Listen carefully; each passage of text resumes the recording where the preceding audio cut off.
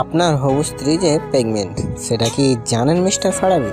কিছুক্ষণ পরই বরযাত্রী সহ বিয়ে করতে যাবে ফারাবি।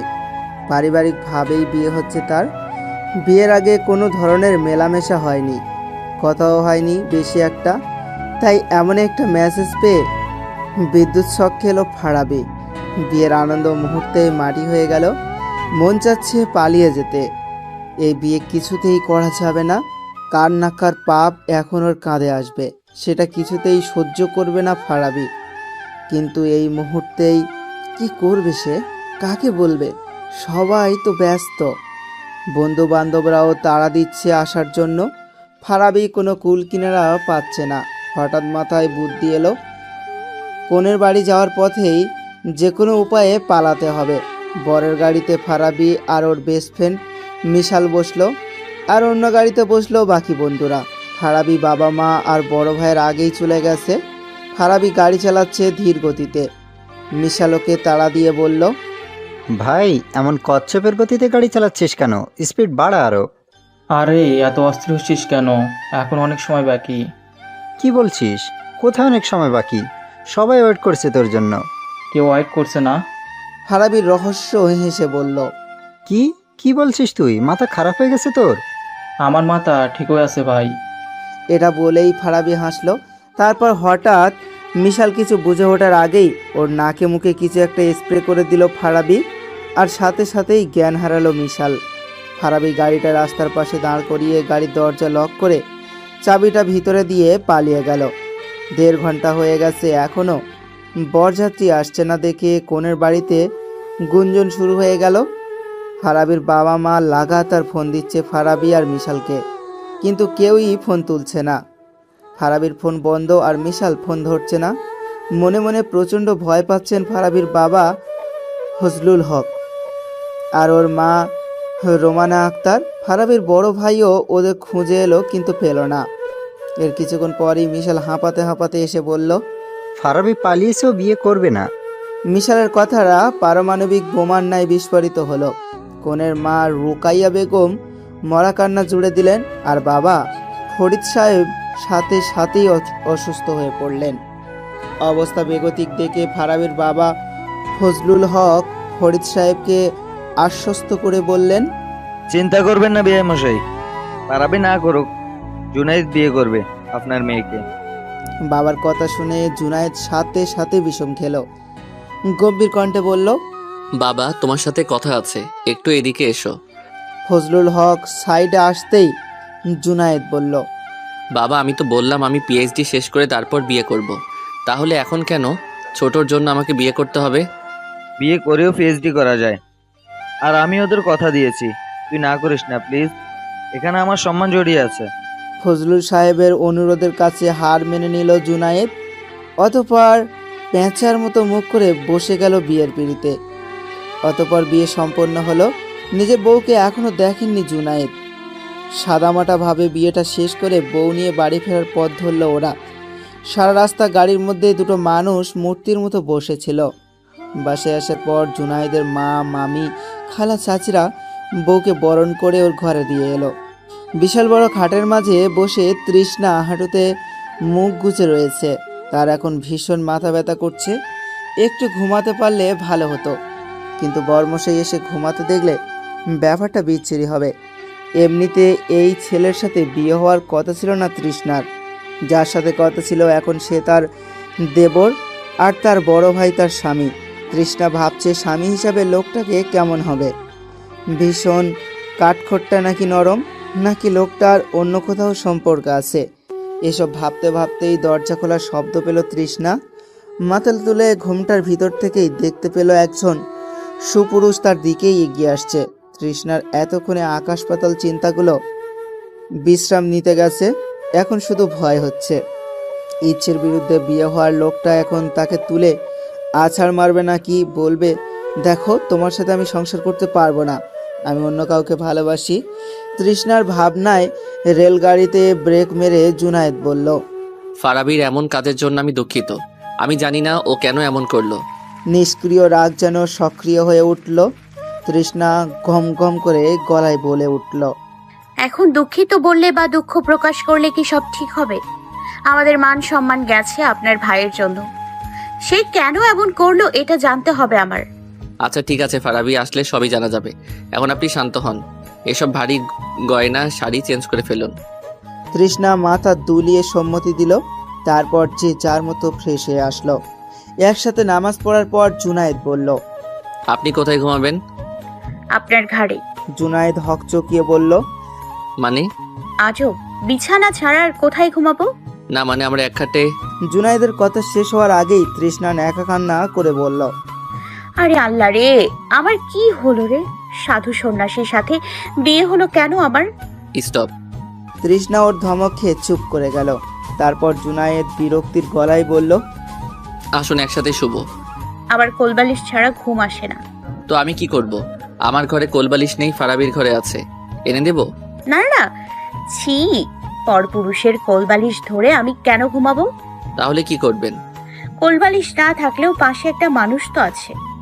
খবরদার আমাকে ধরবেন না, কেউ জড়িয়ে ধরলে আমার ঘুম আসে না। তাতে আমার কি? আমার ঘুম হলেই হলো। কথাটা বলেই তৃষ্ণা নিজের হাত জুনায়েদের গায়ের উপর উঠিয়ে দিল। জুনায়েদ সরিয়ে দেওয়ার পরও আবার উঠালো।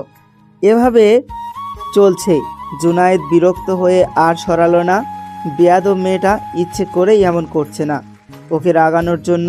এদিকে জুনায়েদকে জ্বালাতে পেরে প্রচুর আনন্দ পাচ্ছে তৃষ্ণা, কিন্তু জুনায়েদ ওর হাতটা আর সরাচ্ছে না।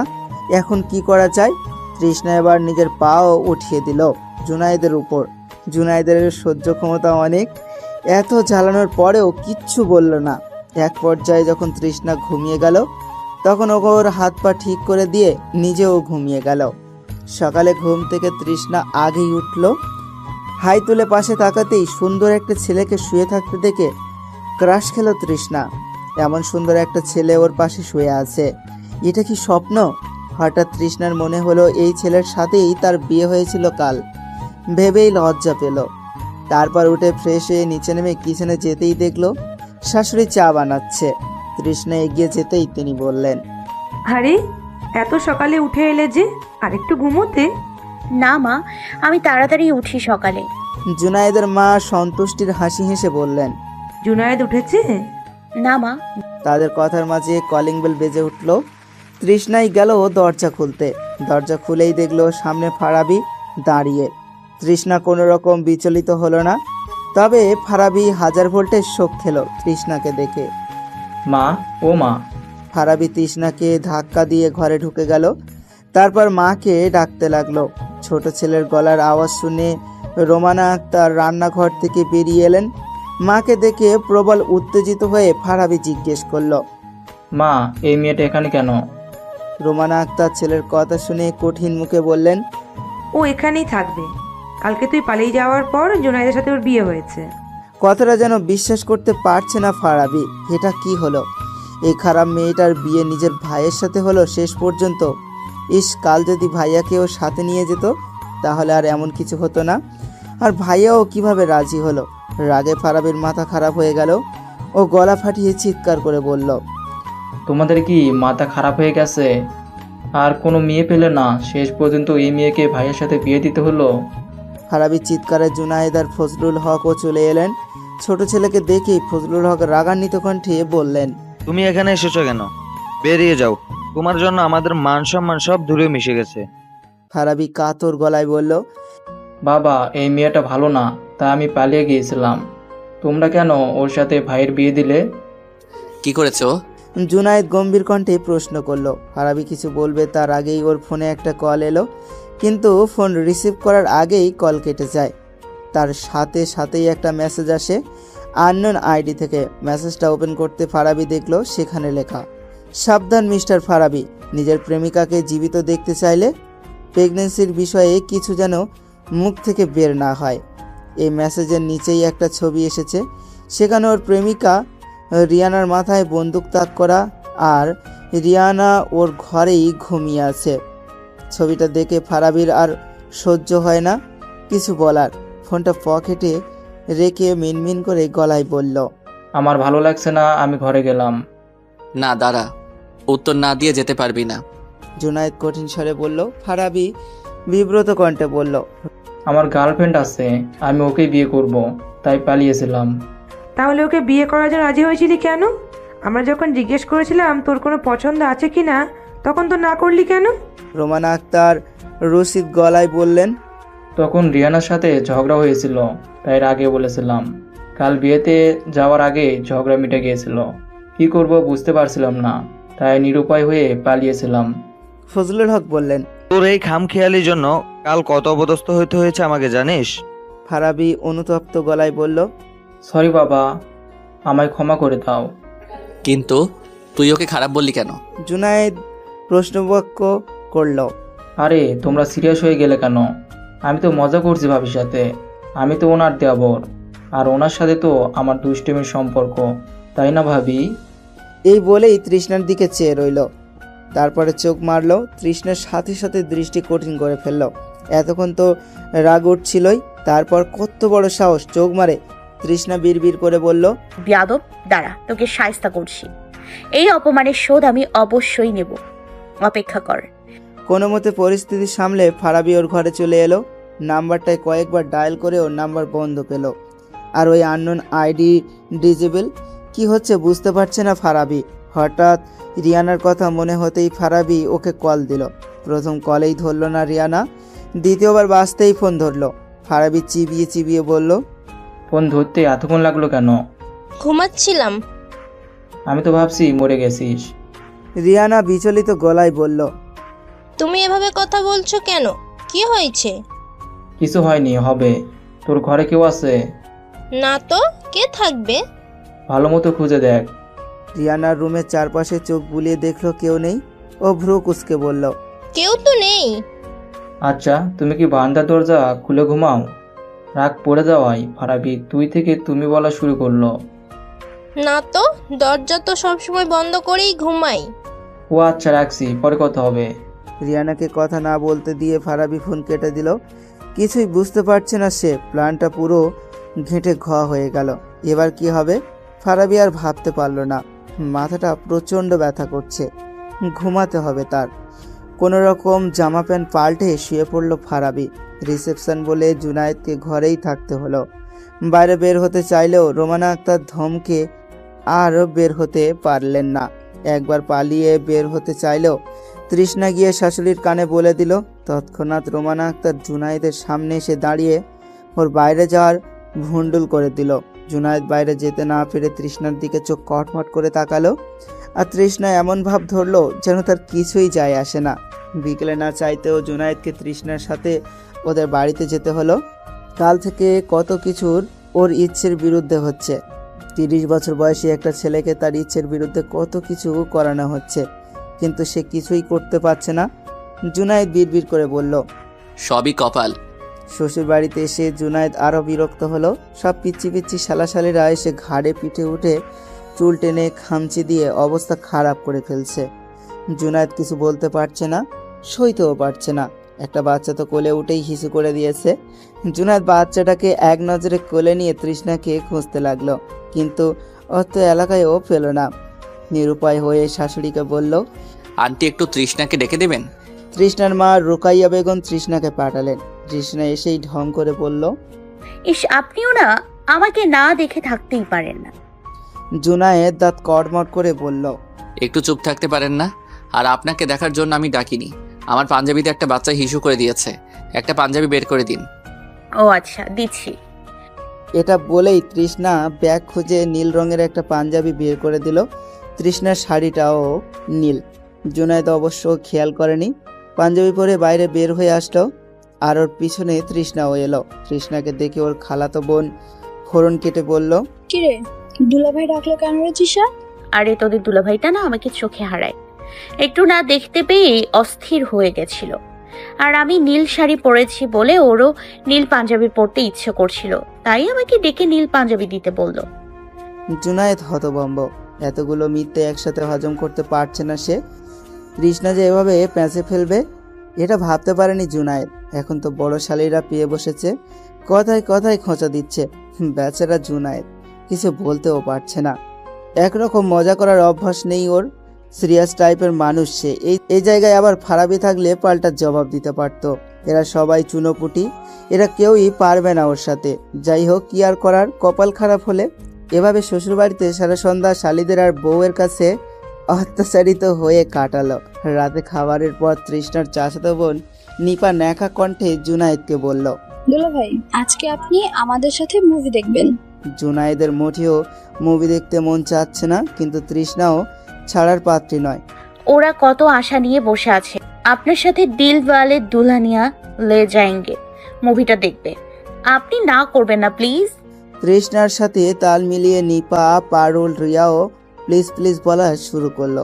জুনায়েদ নিরুপায়। এমন একটা বউ যার আছে তার আলাদা করে শত্রুর প্রয়োজন হয় না। অগত্য এতগুলো মেয়ের মাঝে তাকে বসতে হলো মুভি দেখার জন্য। তারপর তৃষ্ণা ওর গা ঘেঁষে বসেছে। যাই হোক, মুভি শুরু হলো। তবে জুনায়েদের মুভিতে মন নেই। ওর চিন্তা এখন এখান থেকে কোনো রকমে পালাতে পারলেই বাঁচে, কিন্তু এতগুলো মেয়ের মাঝ থেকে ওটা অসম্ভব। তাই চুপচাপ বসে থাকতে থাকতে তন্দ্রা চলে এলো। হঠাৎ তৃষ্ণা কানে কানে বলল, ওরা সবাই ঘুমিয়ে গেছে, এবার ঘরে চলুন। তৃষ্ণা জুনায়েদকে নিয়ে ঘরে এলো। এখন রাত 1টা। জুনায়েদের ঘুমে চোখ ঢুলছে, তাই সে আগেই শুয়ে পড়েছে। ও ঘুমিয়ে যাওয়ার পর তৃষ্ণা জুনায়েদের মুখের উপর হয়ে মৃদু হাসল। লোহ গলায় বলল, তোমাকে পেতে আমার যে কত কষ্ট করতে হয়েছে তা তুমি জানো না, আর এবার যখন পেয়ে গেছি আর হারাতে দিব না। তারপর কপালের উপরে চুলগুলো সরিয়ে দিয়ে একটা আলতো চুমু খেয়ে ওর পাশেই শুয়ে পড়ল। ঘুম ভাঙার পর জুনায়েদের মনে হলো কেউ ওকে পেঁচিয়ে ধরেছে। মাথাটা ঘোরাতেই তৃষ্ণার ঘুমন্ত মুখ দেখে থমকে গেল। গোলগাল মুখশ্রী, উজ্জ্বল শ্যামাবর্ণের ত্বক, টিকালো নাক, জোড়া ভ্রু আর গালে গাঢ় একটা তিল। অন্যান্য মেয়েদের মতো ওর এত ঠোঁট গোলাপি নয়, তবে সুন্দর। চুলগুলো কোকড়ানো। জুনায়েদের চুলও কোকড়ানো, তার মানে ওদের বাচ্চাদের কোকড়ানো চুল হবে। আচ্ছা, বাচ্চাটা কি ওর মতো শান্ত স্বভাবের হবে, নাকি তৃষ্ণার মতো হবে বজ্জাত? কনফিউশনে পড়ে গেল জুনায়েদ। বিয়ের পরের দিন এত গভীর মনোযোগ দিয়ে তৃষ্ণার মুখখানা দেখছে জুনায়েদ। কে বলবে জেগে থাকলে এই মেয়ে মানুষকে জ্বালিয়ে খায়? এসব ভাবতে ভাবতে হঠাৎ তৃষ্ণার গলা কানে এলো। সে আহ্লাদি গলায় বলল, হয় আমি এত সুন্দর হয়ে গেছি যে আপনি আমার থেকে চোখ সরাতে পারছেন না। এবার জুনায়েদের হুঁশ হলো, আর সাথে সাথেই নিজেকে গাঁটটা মারতে মন চাইল। এখন কি বলে কে জানে। তৃষ্ণা আবারও একই রকম সুরে বলল, বিয়ের পর নাকি মানুষ সুন্দর হয়ে যায়, তাই বোধহয় আমিও সুন্দর হয়ে গেছি। আচ্ছা, বিয়ের পর ছেলেরা সুন্দর হয় না কেন? ছেলেরা সবসময় সুন্দর, সেটা বিয়ের পর হোক আর আগে হোক। এই আসছে আমার রূপবানটা, চেহারার নাই ঢক, নাম রাখছে আব্দুল হক। এটাই বলে তৃষ্ণা উঠে ওয়াশরুমে চলে গেল। আর জুনায়েদ আবারও বিস্মিত হলো, এই মেয়ে কি বলে গেল? এর চেহারা সুন্দর না? তৃষ্ণা বের হতেই দরজায় ডাক পড়ল। জুনায়েদ এগিয়ে যাওয়ার আগেই তৃষ্ণা ওর পথ আগলে দাঁড়িয়ে বলল, আমি দেখছি, আপনি যান, ফ্রেশ হন। জুনায়েদ কিছু না বলে ওয়াশরুমে ঢুকলো, কিন্তু ওয়াশরুম থেকেই তৃষার গলার আওয়াজ পাওয়া গেল। ও গলা ঝাঁকিয়েই বলছে, নিপা তুই যা, আমি তোর দুলাভাই একসাথে গোসলে যাব, আমাদের নাস্তা পরে দিয়ে যাস। জুনায়েদ আবারও হতভম্ব। কি বললো এগুলো? ওরা দুজনে একসাথে গোসল করতে যাবে, তাও আবার নিপাকে বলল। জুনায়েদ পণ করলো, আজ আর রুম থেকেই বের হবে না। লজ্জায় মুখ দেখাবে কি করে? এই তৃষ্ণা না কি যে করে। এখন ওর বোনগুলো এসে মজা নেওয়া শুরু করবে। ওয়াশরুম থেকে বের হয়ে জুনায়েদ বলল, কি বললেন আপনি এগুলো? শোনেননি? আমি তো যথেষ্ট জোরেই বললাম। শুনেছি, কিন্তু কেন বললেন? মন চেয়েছে। এবার আসুন গোসল করি। আমি করব না গোসল। না করেন, আমি করে আসি। পরে আপনার চুল ভেজা না দেখলে মানুষ অনেক কথা ওঠাতে পারে, আগে সতর্ক করলাম। এটা বলেই তৃষ্ণা ওয়াশরুমে চলে গেল। আর জুনায়েদ ধপাস করে খাটে বসে পড়ল। এখন মনে হচ্ছে কালকে ওরও পালিয়ে যাওয়া উচিত ছিল। অগত্য জুনায়েদকেও গোসল করতে হলো। তারপর নাস্তা খেয়ে জুনায়েদ ঘরে বসেছিল, কিন্তু শান্তি নেই। তৃষ্ণার বোনগুলো এসে মজা নেওয়া শুরু করলো। জুনায়েদ মনে মনে বলল, এই যাত্রায় বাঁচতে পারলে বাবা আর শ্বশুরবাড়ির নামও নেব না। দুপুরে খাবারের পর জুনায়েদ আর তৃষ্ণা রওনা হলো বাড়ির পথে। বাড়িতে এসেই দেখে ড্রয়িং রুমে ফারাবি আর ওর বন্ধুরা মিলে আড্ডা দিচ্ছে। তৃষ্ণাকে দেখে ওরা কেমন করে যেন চাইলো, কিন্তু তৃষ্ণা সবার দেখে তীর দৃষ্টি নিক্ষেপ করলো আর মনে মনে বলল, তোদের সবার সাথে পুরনো হিসেব বাকি আছে, সময় আসছে সব হিসেব চুকাবো, রেডি থাকিস।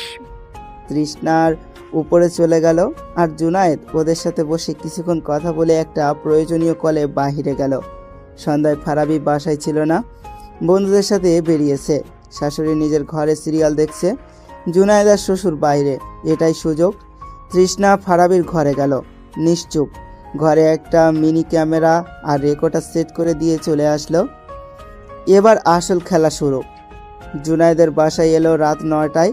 ঘরে ঢুকেই দেখলো তৃষ্ণা বই পড়তেছে। জুনায়েদকে দেখে তৃষ্ণা বই বন্ধ করে বলল, আমার ছুটি নেই, কাল থেকে কলেজে যেতে হবে। ছুটি নিয়ে নেবেন? বিয়ে করেছি, হানিমুনে যাব না তা কি হয় নাকি? আচ্ছা, আপনার যেতে ইচ্ছে করলে যান, আমি টিকিট করে দেব। হানিমুনে একা গিয়ে মাছি মারবো নাকি অন্য ব্যাটা নিয়ে যাব? জুনায়েদ তৃষ্ণার কথা শুনে ভ্রু কুঁচকে ফেলল। রাগ হলো যেন। যতই হোক বিয়ে করা বউ তো, একটা তো অধিকার এসেই যায়। আর যাই হোক, বউয়ের মুখে বরের নাম ছাড়া আর অন্য কারো নাম মানায় না। জুনায়েদ গম্ভীর স্বরে বলল, এই সপ্তাহে হবে না, আগামী সপ্তাহে ছুটি ম্যানেজ করে নেব। জুনায়েদের গলার স্বর শুনেই তৃষ্ণা বুঝলো সাহেব রাগ করেছে। তাই সে ওর সামনে দাঁড়িয়ে আচমকা গলা জড়িয়ে ধরে বলল, আহারে, রাগ হয়েছে আমার বরটার? থাক, কান্না করে না, অন্য ব্যাটা নিয়ে নিব না, নিজের ব্যাটাই নিব। রাতের খাবারের পর জুনায়েদ রিসার্চ এর মেলগুলো দেখতে বসেছিল আর তৃষ্ণা শুয়ে পড়েছে, চোখ বন্ধ, হয়তো ঘুমিয়ে পড়েছে। জুনায়েদ শান্তির নিঃশ্বাস ফেললো। আজ ভালো মতো ঘুমানো যাবে, তা না হলে আবারও কোলবালিশ বানিয়ে ফেলতো। মেলগুলো চেক করে জুনায়েদ বিছানায় এলো। তৃষ্ণার পাশে শুতে গিয়ে খেয়াল করলো ওর শাড়ি সরে গিয়ে নাভিসহ পেটের অংশ দেখা যাচ্ছে। মেদহীন মসৃণ পেটটা ভীষণ আকর্ষণীয় লাগছিল। যতই শক্ত পুরুষ হোক না কেন, এমন কিছু দেখলে মনে সুপ্ত বাসনা জাগবেই। সেটাই হলো জুনায়েদের। ও ইচ্ছে করছিল ছুঁয়ে দিতে, কিন্তু ছুলে কি মেয়েটা উঠে পড়বে? উঠে পড়লে মুশকিল, অনেক কৈফিয়ত দিতে হবে। উফ। এদিকে জুনায়েদের এমন অবস্থা দেখে তৃষ্ণা মুখ টিপে হাসছিল। তৃষ্ণা ঘুমায়নি, জুনায়েদের জন্যই অপেক্ষা করছিল চোখ বন্ধ করে। আর যখন চোখ খুলে দেখলো জুনায়েদ বিছানার দিকে আসছে, তখনই শয়তানি করে পেটের দিকে শাড়িটা উপরে উঠিয়ে রেখে চোখ বন্ধ করে শুয়ে পড়েছিল। তৃষ্ণার দেখতে চাচ্ছিল তার চোখ শুধু পুরুষটি এবার কি করে। কিন্তু এতক্ষণের কাহিনী দেখে তৃষ্ণার পেট হেঁটে হাসি আসছে, কিন্তু ঠোঁট কামড়ে ধরে রেখেছে। তারপর হাসি কন্ট্রোল করে বলল, কি মশাই, দ্বিধা কিসের? আমি তো আপনারই, একটু ছুঁয়ে দিলে ক্ষতি কি? নাকি আপনার সন্ন্যাসী হওয়ার ব্রত নষ্ট হয়ে যাবে? ঠিক এই ভয়টাই পেয়েছিল জুনায়েদ, আর এটাই হলো এখন খোঁচাবে। এই মেয়েটা খোঁচানোগুলো তীরের মতো লাগে। ধুর, এখনই ঘুম থেকে উঠতে হলো। জুনায়েদের আমচুরের মতো মুখটা দেখে এতক্ষণে কন্ট্রোল করা হাসি হেসে ফেলল তৃষ্ণা। ওর হাসি দেখে জুনায়েদের গা জ্বলছে, রাগে ভুলে গেল সব। তড়িৎ গতিতে তৃষ্ণার কোমর ধরে একদম কাছে নিয়ে এলো, এক আঙুল ওর ঠোঁটে ঠেকিয়ে বলল, চুপ, একদম চুপ। কোচা মারা ছাড়া আর কিছু করতে পারেন না? এতক্ষণে হাস্যরত তৃষ্ণা এবার বিস্ময়ে বিমূঢ় হলো। তার নিরামিষ বরটা যে এই কাণ্ড ঘটাবে সেটা তৃষ্ণার মাথাতেই আসেনি। মানুষটা ওর এত কাছে, উত্তেজনা, ওর হৃৎপিণ্ডটা বোধ হয় বেরিয়ে আসবে। মানুষটার প্রথম স্পর্শ কখনো ভুলবে না তৃষ্ণা। তৃষ্ণা কিছু বলল না, সে ভাবেই ছিল। কোনো জবাব না পেয়ে জুনায়েদ ছেড়ে দিল তৃষ্ণাকে, তারপর চুপচাপ শুয়ে পড়ল। তৃষ্ণাও বিপরীত পাশে শুয়ে পড়ল। আজকে একদম জ্বালানো না জুনায়েদকে। জুনায়েদ আশ্চর্য, মেয়েটা জ্বালাতন করছে না যে, ওইভাবে ধরাই কষ্ট পেয়েছে? হ্যাঁ, তা না হলে এমন চুপচাপ হয়ে রইল কেন? অপরাধ বোধ হচ্ছে জুনায়েদের মধ্যে। এমন আচরণ করলো কেন তখন? সব সময় সে রাগ কন্ট্রোল করার চেষ্টা করে, কিন্তু তখন হলো না কেন? কালকে সরি বলতে হবে, এই ভেবে ঘুমিয়ে পড়ল জুনায়েদ। তবে তৃষ্ণা ঘুমালো না অনেক রাত পর্যন্ত। রিয়ানা নিজের ঘরে অপেক্ষা করছিল ফারাবির জন্য। এই ফ্ল্যাটে সে একাই থাকে, বড়লোক বাবার একমাত্র মেয়ে। বাবা মা দুজনই বিদেশে সেটেল। রিয়ানাকেও নিয়ে যেতে চেয়েছিল, কিন্তু রিয়ানা যায়নি।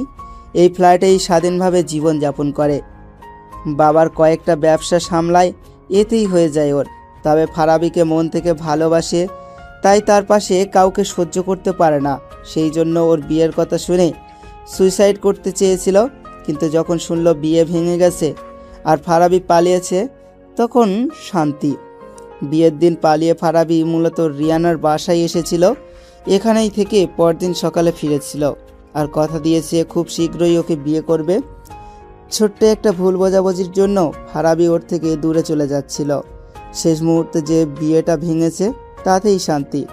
হঠাৎ দরজায় বেল বাজলো। রিয়ানা দরজা খুলতেই ফারাবি ঘরে ঢুকলো। ফারাবিকে চিন্তিত লাগছে। রিয়ানা থাকতে না পেরে জিজ্ঞেস করলো, কি ভাবছো এত? তেমন কিছু না, কবি দিও তো একটু। বসো, আনছি। রিয়ানা নিজের ঘরের পোশাক পাল্টে পাতলা ফিনফিনে একটা নাইটি পরে হাতে কফি নিয়ে ফারাবির সামনে এলো। ওকে এভাবে দেখেই ফারাবির মাথা নষ্ট। কফিটা রেখে একটানে রিয়ানাকে নিজের কোলে বসালো। এই মেয়েটা এত গাধা কেন ফারাবি ভেবে পায় না। ওকে তো ফারাবি জীবনের বিয়েও করবে না, মেয়েটা বোঝেও না। টাকার জন্য মেয়েটার সাথে সম্পর্ক করেছিল ফারাবি। পরে যখন টাকার প্রয়োজন শেষ তখন চলে যেতে চাইলে রিয়ানাই ওকে আটকে রাখতে চায়। ফারাবিও সুযোগ বুঝে ওর অতি মূল্যবান জিনিসটা চেয়ে বসে। ভালোবাসা হারানোর ভয়ে রিয়ানাও তা দিয়ে দেয়। এরপর থেকে যে ওরা কত রাত একসাথে কাটিয়েছে তার হিসেব নেই। সেই অগণিত রাতের সাথে আজকের রাতটিও যুক্ত হলো। আজ বৃষ্টির দিন, সকাল থেকেই বিস্তৃত গগনে বাদলের ঘন ঘটা। কিন্তু বৃষ্টি হলেই বা কি, আজ থেকেই কলেজে ক্লাস নিতে যেতে হবে জুনায়েদের। তাই তাড়াতাড়ি নাস্তা করে তড়িঘড়ি করে বেরিয়ে গেল। সে বেরিয়ে যাওয়ার পরই তৃষ্ণার মনে হলো যাবার সময় ছাতা নেয়নি। এক দৌড়ে ঘরে গিয়ে ছাতা নিতে গেল, কিন্তু ছাতা নিয়ে আসার সময় দেখলো মহাশয় ওয়ালেটও নিয়ে যায়নি। ওই দুটা নিয়ে তাড়াতাড়ি নিচে নামলো তৃষ্ণা। কিন্তু ততক্ষণে জুনায়েদ রিকশায় উঠে পড়েছে। তৃষ্ণা বের হতেই রিকশা ছেড়ে দিয়েছে। তৃষ্ণাও একটা রিকশা নিয়ে জুনায়েদকে ফলো করতে লাগলো। কলেজের সামনে এসে যখন রিকশা থেকে নেমে ভাড়া দিতে যাবে তখন পাঞ্জাবির পকেটে হাত দিয়েই খেয়াল হলো যে ওয়ালেট নিতে ভুলে গিয়েছে। এখন কি করবে? এমন বিব্রতিকর সিচুয়েশন থেকে উদ্ধার করলো তৃষ্ণা। সেই রিকশাওয়ালাকে টাকা দিল। জুনায়েদ কিছুটা আশ্চর্য হলো ওকে দেখে। তৎক্ষণাৎ বলল, আপনি এখানে? ওয়ালেট আর ছাতা দিতে এলাম, নিন ধরুন। বৃষ্টিতে ভিজবেন না, আপনার সাইনোসাইটিসের সমস্যা বেড়ে যাবে। হ্যাঁ, কিন্তু আমার সাইনাসের সমস্যা আপনি জানেন কি করে? তৃষ্ণা আমতা আমতা করে বলল, কে বলবে? আর আপনার মা বলেছে। ও আচ্ছা। হ্যাঁ আচ্ছা, এবার আসি। তাড়াতাড়ি আসবেন বাসায়, আর সাবধানে থাকবেন। আল্লাহ হাফেজ। আল্লাহ হাফেজ। তৃষ্ণাকে বিদায় দিয়ে জুনায়েদ কলেজে ঢুকতে যাবে তার আগেই দুটো মেয়ে এসে ন্যাকা গলায় বলল, স্যার আপনি 2 দিন আসেননি বলে আমরা আপনাকে অনেক মিস করেছি। নবনীত কেঁদেছেও। জুনায়েদ শান্ত স্বরে বলল, আজ তো এসে গেলাম, ক্লাসে দেখা হবে। জুনায়েদের কথা শুনে মেয়ে দুটো হেসে গদগদ হয়ে গেল। এদিকে তৃষ্ণা তো জ্বলে পুড়ে খাক হয়ে যাচ্ছে। পারলে মেয়ে দুটোকে ভস্ম করে দিত। আর জুনায়েদ ভিতরে যাচ্ছে না কেন? এতক্ষণ ধরে কিসের কথা? তৃষ্ণা আবারও জুনায়েদের কাছে এসে কঠোর গলায় বলল, আপনি ভেতরে যাচ্ছেন না কেন? হ্যাঁ, এখনই খাবো। তাড়াতাড়ি যান। জুনায়েদ ধমক খেয়ে ভিতরে চলে গেল। ও যাওয়ার পর তৃষ্ণা মেয়ে দুটোর দিকে চেয়ে একটা মিচকা হাসি দিয়ে বলল, শোনো মামুনিরা, যতই কান্নাকাটি করো লাভ নেই। এই ব্যাটা আমার, সব সময় দূরে থাকবা, বাপের নজরে দেখবা। এখন যাও ক্লাসে।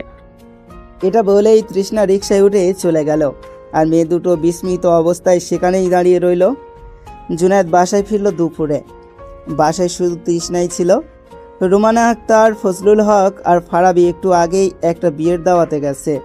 জুনায়েদ অবশ্য এসব দাওয়াত এড়িয়ে চলে, তাইও যায়নি। আরও যায়নি বলে তৃষ্ণাও যায়নি। মেঘলা দিন বলেই ঘরে খিচুড়ি আর ইলিশ ভুনা করলো জুনায়েদ। আসলে একসাথে খাবে তাই। আগেই পরিপাটি হয়ে বসে রইল তৃষ্ণা। জুনায়েদ আসতেই দরজা খুলে মিষ্টি হেসে বলল, ঘরে যান, ফ্রেশ হয়ে আসুন। জুনায়েদ অবাক হলো। হে মেয়ে এত সুন্দর করেও কথা বলতে পারে, অবিশ্বাস্য। জুনায়েদ ফ্রেশ হয়ে আসতেই তৃষ্ণা বলল, আজকে খিচুড়ি আর ইলিশ মাছ ভুনা করেছি আপনার জন্য। আপনি দাওয়াতে যাননি কেন?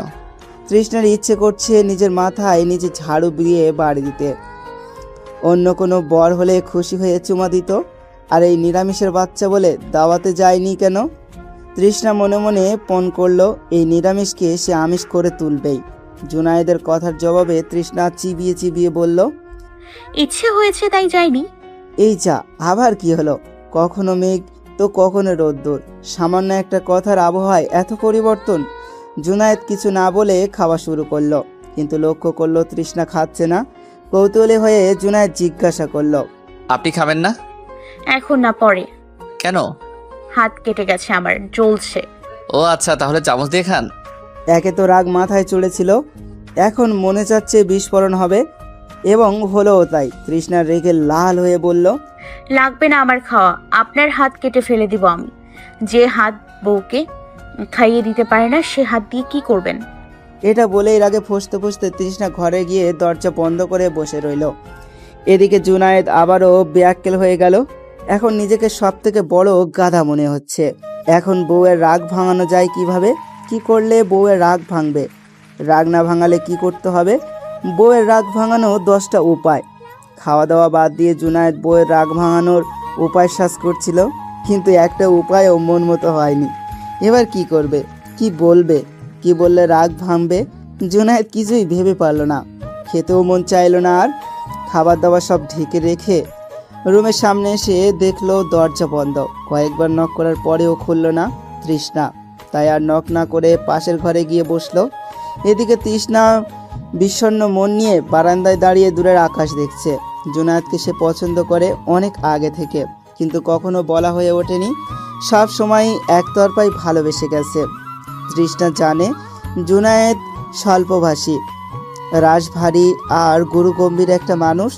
তবুও কেন জানি এই মানুষটা ছাড়া আর কখনো কারো উপর মন আসেনি। সবসময় মানুষটার কথাই ভেবে গেছে, কিন্তু বিয়ের পর ওর এসব নিরামিষ ভাব তৃষ্ণাকে পীড়া দিচ্ছে।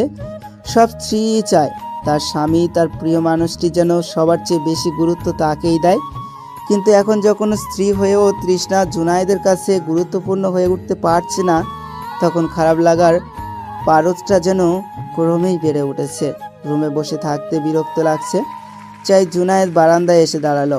হঠাৎ নিজের ঘরের বারান্দায় চোখ পড়তেই দেখলো তৃষ্ণা খোলা চুলে বিষণ্ণ মনে দিগন্তে চেয়ে রয়েছে। কেন যেন ওর অমন নিস্তব্ধতা ভালো লাগছিল না জুনায়েদের।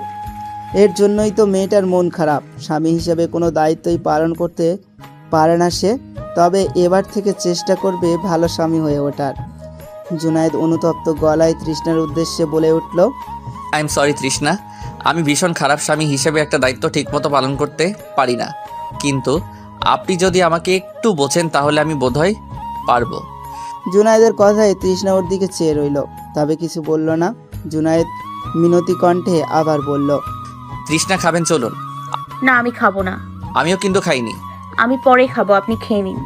গম্ভীর মুখে বলল তৃষ্ণা। আমিও পরে খাবো তাহলে। আচ্ছা ঠিক আছে, আসছি। তৃষ্ণা হাল ছেড়ে দিয়ে বলল। তারপর দুজনেই খাবার টেবিলে বসলো চুপচাপ। তৃষ্ণা খাবার বেড়ে প্লেটে চামচ নিল। তা দেখে জুনায়েদ ওর প্লেট থেকে চামচটা সরিয়ে ফেললো। একটু হেসে বলল, আমি খাইয়ে দিব। লাগবে না, আমি চামচ দিয়ে খাবো। তৃষ্ণা জেদি গলায় বলল। জুনায়েদ হালকা হেসে বলল, তৃষ্ণা, আপনি রাগ করলে যে বাচ্চাদের মতো করেন সেটা কি আপনি জানেন? তৃষ্ণা আরও একটু জেদি গলায় বলল, মোটেও না। মোটেও না? হ্যাঁ, এই যে বাচ্চাদের মতো জিদ ধরছেন, চামচ দিয়ে খাবেন বলে বাচ্চারা এমন করে। এবার তৃষ্ণা কটমট করে জুনায়েদের দিকে তাকালো, কিন্তু কিছু বলল না। জুনায়েদের প্রথম তৃষ্ণার মুখে খাবার দিল, তারপর নিজের। এভাবে দ্বিতীয়বার মুখে লোকমা পুড়ে দিতেই তৃষ্ণা কামড় খেলো হাতে। জুনায়েদ চোখ বড় বড় করে বলল, এটা কি হলো? আমাকে বাচ্চা বলার শাস্তি। তাহলে কি বলবো? আপনার বাচ্চার আম্মু। কথাটা বলেই তৃষ্ণা লজ্জা পেয়ে অন্যদিকে মুখ ঘুরিয়ে ফেললো। তবুও তৃষ্ণার লজ্জারাঙা হাসি জুনায়েদের চোখে আড়াল হলো না। তৃষ্ণার হাসি দেখে জুনায়েদ নিজেও হাসলো সন্তর্পণে। তারপর দুষ্টুমি করে বলল, আমার বাচ্চার আম্মু এদিকে তাকান। তৃষ্ণা নিপাট ভালো মানুষের মতো মুখ করে জুনায়েদের হাতে খাবার শেষ করলো, পাশাপাশি জুনায়েদের নিজের খাবারও শেষ করলো। খাওয়া দাওয়া শেষ করে জুনায়েদ ঘরে গিয়ে নিজের বই খুলে বসলো, আর তৃষ্ণা ছাদে চলে গেল। রিয়ানার বাসায় গুপ্ত মিটিং বসেছে ফারাবিদের। রিয়ানা আপাতত বাসায় নেই, অফিসে গেছে। দুপুরে দাওয়াতের পরেই ফারাবি আর ওর বন্ধুরা রিয়ানার ফ্ল্যাটে চলে এসেছে। ফারাবির বাবা মা এখনও সেখানেই আছে, তারা কালকে ফিরবে। মিটিংয়ে সদস্য 5 জন। ফারাবি, মিশাল, রৌনক, নিহান আর ফয়সাল। ওদের আলোচনার মূল কেন্দ্র হলো তৃষ্ণা। নিহান বিরক্ত গলায় ফারাবিকে বলল, একটা ফালতু মেসেজের জন্য তুই প্ল্যানটা খেটে দিলি। সেদিন ওই মেসেজটা পাত্তা না দিয়ে যদি তুই তৃষ্ণাকে বিয়ে করে নিতি, তাহলে এখন আর নতুন করে প্ল্যান করতে বসতে হতো না। পাগল নাকি তুই? যাই হোক, প্রেগনেন্ট মেয়েকে আমি বিয়ে করতে পারবো না। ও প্রেগনেন্ট হলো তোর কি? ওর সাথে তো তুই আর সংসার করবি না, ওকে মেরেই ফেলবো। তো প্রেগনেন্ট হলে সমস্যা কি? এমনি মেরে ফেলবো নাকি ওরে? বিয়ে করব এমনি ছেড়ে দেওয়ার জন্য না, শুয়ে। আমার যতগুলো গপ ছিল সবগুলোর সাথে শুয়েছি, তো ওর ছাড়ার প্রশ্নই আসে না। বিয়ে না হোক, বিয়ে ছাড়াই ওর সাথে শুভ। ফারাবি বিকৃত হেসে বলল, সাথে ওর বন্ধুরাও তাল মেলালো। অনেকক্ষণ পড়ার পর জুনায়েদের একঘেয়েমি লাগছিল। বই বন্ধ করে রুম থেকে বের হয়ে খুঁজতে লাগলো, কোথাও নেই। জুনায়েদ ভাবলো হয়তো ছাদে গেছে। তার ধারণাই সত্যি হলো। তৃষ্ণা দোলনায় বসে আছে। আপনি এখানে? আমি আপনাকে নিচে খুঁজছিলাম, পাইনি। তৃষ্ণা আলতো হেসে বলল, খুলেছিলেন কেন? ওই তো পড়তে ভালো লাগছিল না, ভাবলাম ঘুরে আসি একটু। আপনি বের হবেন আমার সাথে? তৃষ্ণা একটু ভেবেই বলল, 10 মিনিট সময় দিন, আমি শাড়িটা পাল্টে আসছি। জুনায়েদ মৃদু হেসে বলল, আচ্ছা, আমি অপেক্ষা করছি। তৃষ্ণার অদ্ভুত ভালো লাগা কাজ করছে। বিয়ের পর প্রথম ভালোবাসার মানুষের সাথে বের হবে। বেছে বেছে জুনায়েদের পাঞ্জাবির সাথে মিলিয়ে সুন্দর একটা শাড়ি পরলো তৃষ্ণা। মাথায় একই রঙের হিজাব পরে তৈরি হয়ে বেরিয়ে এলো। জুনায়েদ ওকে দেখে মুচকি হেসে জানান দিল সুন্দর লাগছে। বিনিময়ে তৃষ্ণাও হাসলো। নতুন একটা প্ল্যান করে ফারাবির বন্ধুরা বেরিয়ে পড়ল রিয়ানা আসার আগেই। ফারাবিদের এসব মিটিংয়ের ব্যাপারে রিয়ানা জানে না, ওরা জানতেও চায় না। ওর বন্ধুরা যাওয়ার পর রিয়ানা আসলেও ফারাবিকে দেখে খুশি হয়ে বলল, তুমি কখন এলে? এই তো একটু আগেই তোমার জন্য অপেক্ষা করছিলাম। ইস, আমাকে একটু ফোন করতে পারতে। আরে সমস্যা নাই, তোমার জন্য এটুকু তো অপেক্ষা করতেই পারি। রিয়ানা ফারাবির কথা শুনে ওর গালে একটা চুমু দিয়ে বলল, তাহলে আর একটু অপেক্ষা করো, চেঞ্জ করে আসছি। আচ্ছা। রিয়ানা চলে গেল। ও যাওয়ার পর ফারাবি জুনায়েদকে কল দিল। জুনায়েদ ফোন রিসিভ করতেই ফারাবি বলল, হেই ব্রো, কোথায় তুমি? বাইরে আসলাম একটু। তুই কোথায়? আমি দাওয়াত খেয়ে একটা ফ্রেন্ডের বাসায় এসেছি। ও আচ্ছা, আসবি কোথায়? হ্যাঁ, রাতে আসবো। আচ্ছা আচ্ছা, বাই ব্রো। কলটা কেটে ফারাবি উঠে দাঁড়ালো। তখনই রিয়ানা এলো। ফারাবিকে দেখেই বলল, ডার্লিং, একটা জরুরি কাজ পড়ে গেল, থাকতে পারলাম না, তবে কাল আসবো, ওকে? রিয়ানা মলিন স্বরে বলল, ওকে। ফারাবি ওকে একটা হালকা একটু জড়িয়ে ধরে বেরিয়ে গেল। এখনই বাসায় যেতে হবে। জুনায়েদ ভাই বাসায় নেই মানে তৃষ্ণা বাসায় একা। এখনই সুযোগ। আজকেও ফারাবির অন্য রূপ দেখবে। ফারাবি তড়িঘড়ি করে বাসায় এসেই জুনায়েদের ঘরের সামনে চলে গেল। দরজার পর্দা দেওয়া থাকায় ঘরের ভিতর দেখা গেল না। ফারাবি প্রচণ্ড উত্তেজনা নিয়ে ঘরে ঢুকে দেখলো কেউ নেই। ওর কপালে ভাঁজ পড়ল। বারান্দায় ওয়াশরুম চেক করেও কোথাও পেল না। চিন্তিত মুখে ফারাবি সারা বাড়ি খুঁজেও কাউকে পেল না। মেয়েটা গেল কোথায়? ভাইয়ার সাথে বের হয়নি তো? তাছাড়া আর যাবে কোথায়? কথাটা ভেবেই ফারাবি আফসোসের স্বরে বলল, শিট। তারপর নিজের ঘরে এসে বিছানায় ধপ করে বসে পড়ল আর মনে মনে বলল, এবার বেঁচে গেলি, কিন্তু নেক্সট টাইম বাঁচবি না। তুই জানিসও না কত বড় বিপদ আছে তোর ওপর। ঘোরাঘুরি করে সন্ধ্যার সময় ফিরছিল জুনায়েদ আর তৃষ্ণা। পথেই ফুলের পরশা সাজিয়ে বসেছে এক দোকানি। বেলি ফুল, গোলাপ, রজনীগন্ধা সহ আরও অনেক ফুল। তৃষ্ণা যদিও জুনায়েদকে বলেনি ফুল আনার কথা, তবু জুনায়েদ তৃষ্ণার দৃষ্টি অনুসরণ করে ওকে একগুচ্ছ গোলাপ আর কয়েকটা গাছরা কিনে দিল। তৃষ্ণা ভীষণ খুশি হলো। যদিও বলল না, তবুও জুনায়েদ ওর উচ্ছ্বাসিত মুখখানা দেখে বুঝে নিল। ওরা বাড়ি ফিরতেই ফারাবির সাথে দেখা হলো। ও বের হচ্ছিল। ওকে দেখে জুনায়েদ বলল, তুই না রাতে আসবি বললি? ভালো লাগছিল না, তাই চলে এসেছি। ও আচ্ছা, তাহলে এখন আবার কোথায় যাচ্ছিস? একটা ফ্রেন্ড ডেকেছিল, ওর সাথে দেখা করে চলে আসবো। আচ্ছা, আয়। ফারাবি কোনো রকমে নিজেকে বাঁচিয়ে নিল। তবে তৃষ্ণা ওর একটা কথাও বিশ্বাস করলো না। আর যাই হোক, ও কোনো উদ্দেশ্য নিয়েই বাসায় এসেছিল, এতটুকু নিশ্চিত। ক্যামেরায় ফুটেজগুলো চেক করতে হবে। ফারাবি চলে যাওয়ার পর জুনায়েদ বলল, কফি খাবেন? আরে আমিও আপনাকে এটাই জিজ্ঞেস করতাম। যাক, তাহলে তো ভালোই হলো। আপনি ঘরে যান, আমি নিয়ে আসছি। না, আপনি গিয়ে বসুন, আমি নিয়ে আসছি। জুনায়েদের অনুরোধের সুরে বলল, আমি বানাই প্লিজ, তুমি অত খারাপ বানাইও না, আপনার ভালো লাগবে। তৃষ্ণা মৃদু হেসে বলল, আচ্ছা ঠিক আছে। দেখা যাক, আমি ঘরে যাচ্ছি। জুনায়েদও হালকা হেসে বলল। আচ্ছা। তৃষ্ণা ঘরে গিয়ে নিজের ট্যাবটা ওপেন করলো। আগে নিজেদের ঘরের ক্যামেরাগুলো চেক করতে শুরু করলো। ক্যামেরায় স্পষ্ট দেখা যাচ্ছিল ফারাবি এই ঘরে এসে এবং কাকে যেন খুঁজছে। কাকে? আমাকে নয় তো? হঠাৎ এই প্রশ্নটা মাথায় আসতেই তৃষ্ণার টনক নড়ল। মনে পড়ে গেল বিকেলে জুনায়েদের সাথে হাঁটার সময় ফারাবির কল এসেছিল, আর জুনায়েদ বলেছিল ও বেরিয়েছে, কিন্তু তৃষ্ণা যে ওর সাথে বেরিয়েছিল এটা বলেনি। তার মানে কি ওকে একা পেয়ে কিছু করার কথা ভেবেছিল ফারাবি? বাসায় এসেছিল এই জন্য? এখানে কোনো প্রশ্ন থাকে না। উদ্দেশ্যটা আরও পরিষ্কার হলো সারা বাড়ির হিডেন ক্যামেরাগুলো চেক করে। এই বাড়িতে কতগুলো ক্যামেরা আছে এবং কোথায় কোথায় আছে এটা ও ছাড়া কেউ জানে না। তৃষ্ণা ট্যাবটা রাখতেই জুনায়েদ কফি নিয়ে হাজির। হাসি মুখে তৃষ্ণার দিকে কফির মগটা এগিয়ে দিয়ে বলল, খেয়ে বলুন কেমন হয়েছে। তৃষ্ণা কফির মগে একটা চুমুক দিয়ে হঠাৎ মুখটা গম্ভীর করে ফেলল। ওর মুখের এমন আবহাওয়ার পরিবর্তন দেখে জুনায়েদের ভিতরে ভিতরে ঘাবড়ে গেল। নিজের মগে চুমুক দিয়ে দেখলো ঠিক আছে কি না। সব তো ঠিক আছে, তাহলে ওর মুখের অবস্থা এমন কেন? জুনায়েদের বিচলিত মুখ দেখে তৃষ্ণার সামলাতে পারল না, হেসে ফেলল। জুনায়েদ কনফিউজ। এই মেয়ে একটা রহস্য, ওকে কখনোই বোঝা যায় না, কখন কি হয় কিছু বলা যায় না, একদম ভূমিকম্পের মতো। তৃষ্ণা হাসতে হাসতে বলল, ভয় পাওয়ার কিছুই হয়নি। কফি সত্যিই অনেক ভালো হয়েছে, তবে আমার থেকে ভালো হয়নি। আচ্ছা, তাহলে আজকে রাতে আপনি বানিয়ে দিলেন। শুধু কফি কেন, আপনার জন্য জান হাজির। তৃষ্ণা বিড়বিড়িয়ে বলল কথাটা, তাই জুনায়েদ বুঝলো না। প্রশ্নোত্তক স্বরে বলল, কিছু বললেন? ও হ্যাঁ, না, বললাম যে অবশ্যই বানিয়ে দিব। জুনায়েদ সুন্দর একটা হাসি দিয়ে স্টাডি রুমে চলে গেল। জুনায়েদ যাওয়ার পর তৃষ্ণা কাউকে মেসেজ করে বলল, ফারাবির দিকে নজর রাখো, সব ইনফরমেশন চাই আমার। মেসেজটা দিয়ে তৃষ্ণা বারান্দায় গিয়ে দাঁড়ালো। অন্ধকারে ওর দূরদর্শী দৃষ্টি কারো নজরে আসছে না, তবে কেউ ওর চোখে তাকালে বুঝতো কত ভয়ানক প্রতিশোধের আগুন জ্বলছে ওই চোখে। 3 দিন পর অনেক কষ্টে জুনায়েদ ছুটি পেল 7 দিনের। তৃষ্ণা বেশ খুশি হলো, প্ল্যান করলো কুয়াকাটা যাবে। তাই সন্ধ্যার সময় জুনায়েদকে নিয়ে শপিংয়ে বের হলো। জুনায়েদ এভাবে কখনো কারোর সাথে শপিং করেনি, তবে বন্ধুদের কাছে শুনতো মেয়েদের সাথে শপিং করা নাকি অনেক ঝামেলার। ওরা 100টা দোকান দেখে, কিন্তু তৃষ্ণার সাথে শপিং করতে এসে জুনায়েদের আর এমন ধারণা পাল্টে গেল। খুব চটপটে মেয়েটা, অনেক অল্প সময়ে শপিং শেষ করে ফেলেছে। শপিং শেষে ওরা একটা রেস্টুরেন্টে গেল। আজকে রাতের খাবার বাইরেই খাবে দুজনে। খেয়ে আসতে আসতে রাত 11টা বেজে গেল। এসেই প্যাকিংয়ে লেগে পড়ল তৃষ্ণা, সাথে জুনায়েদের সাহায্য করছিল।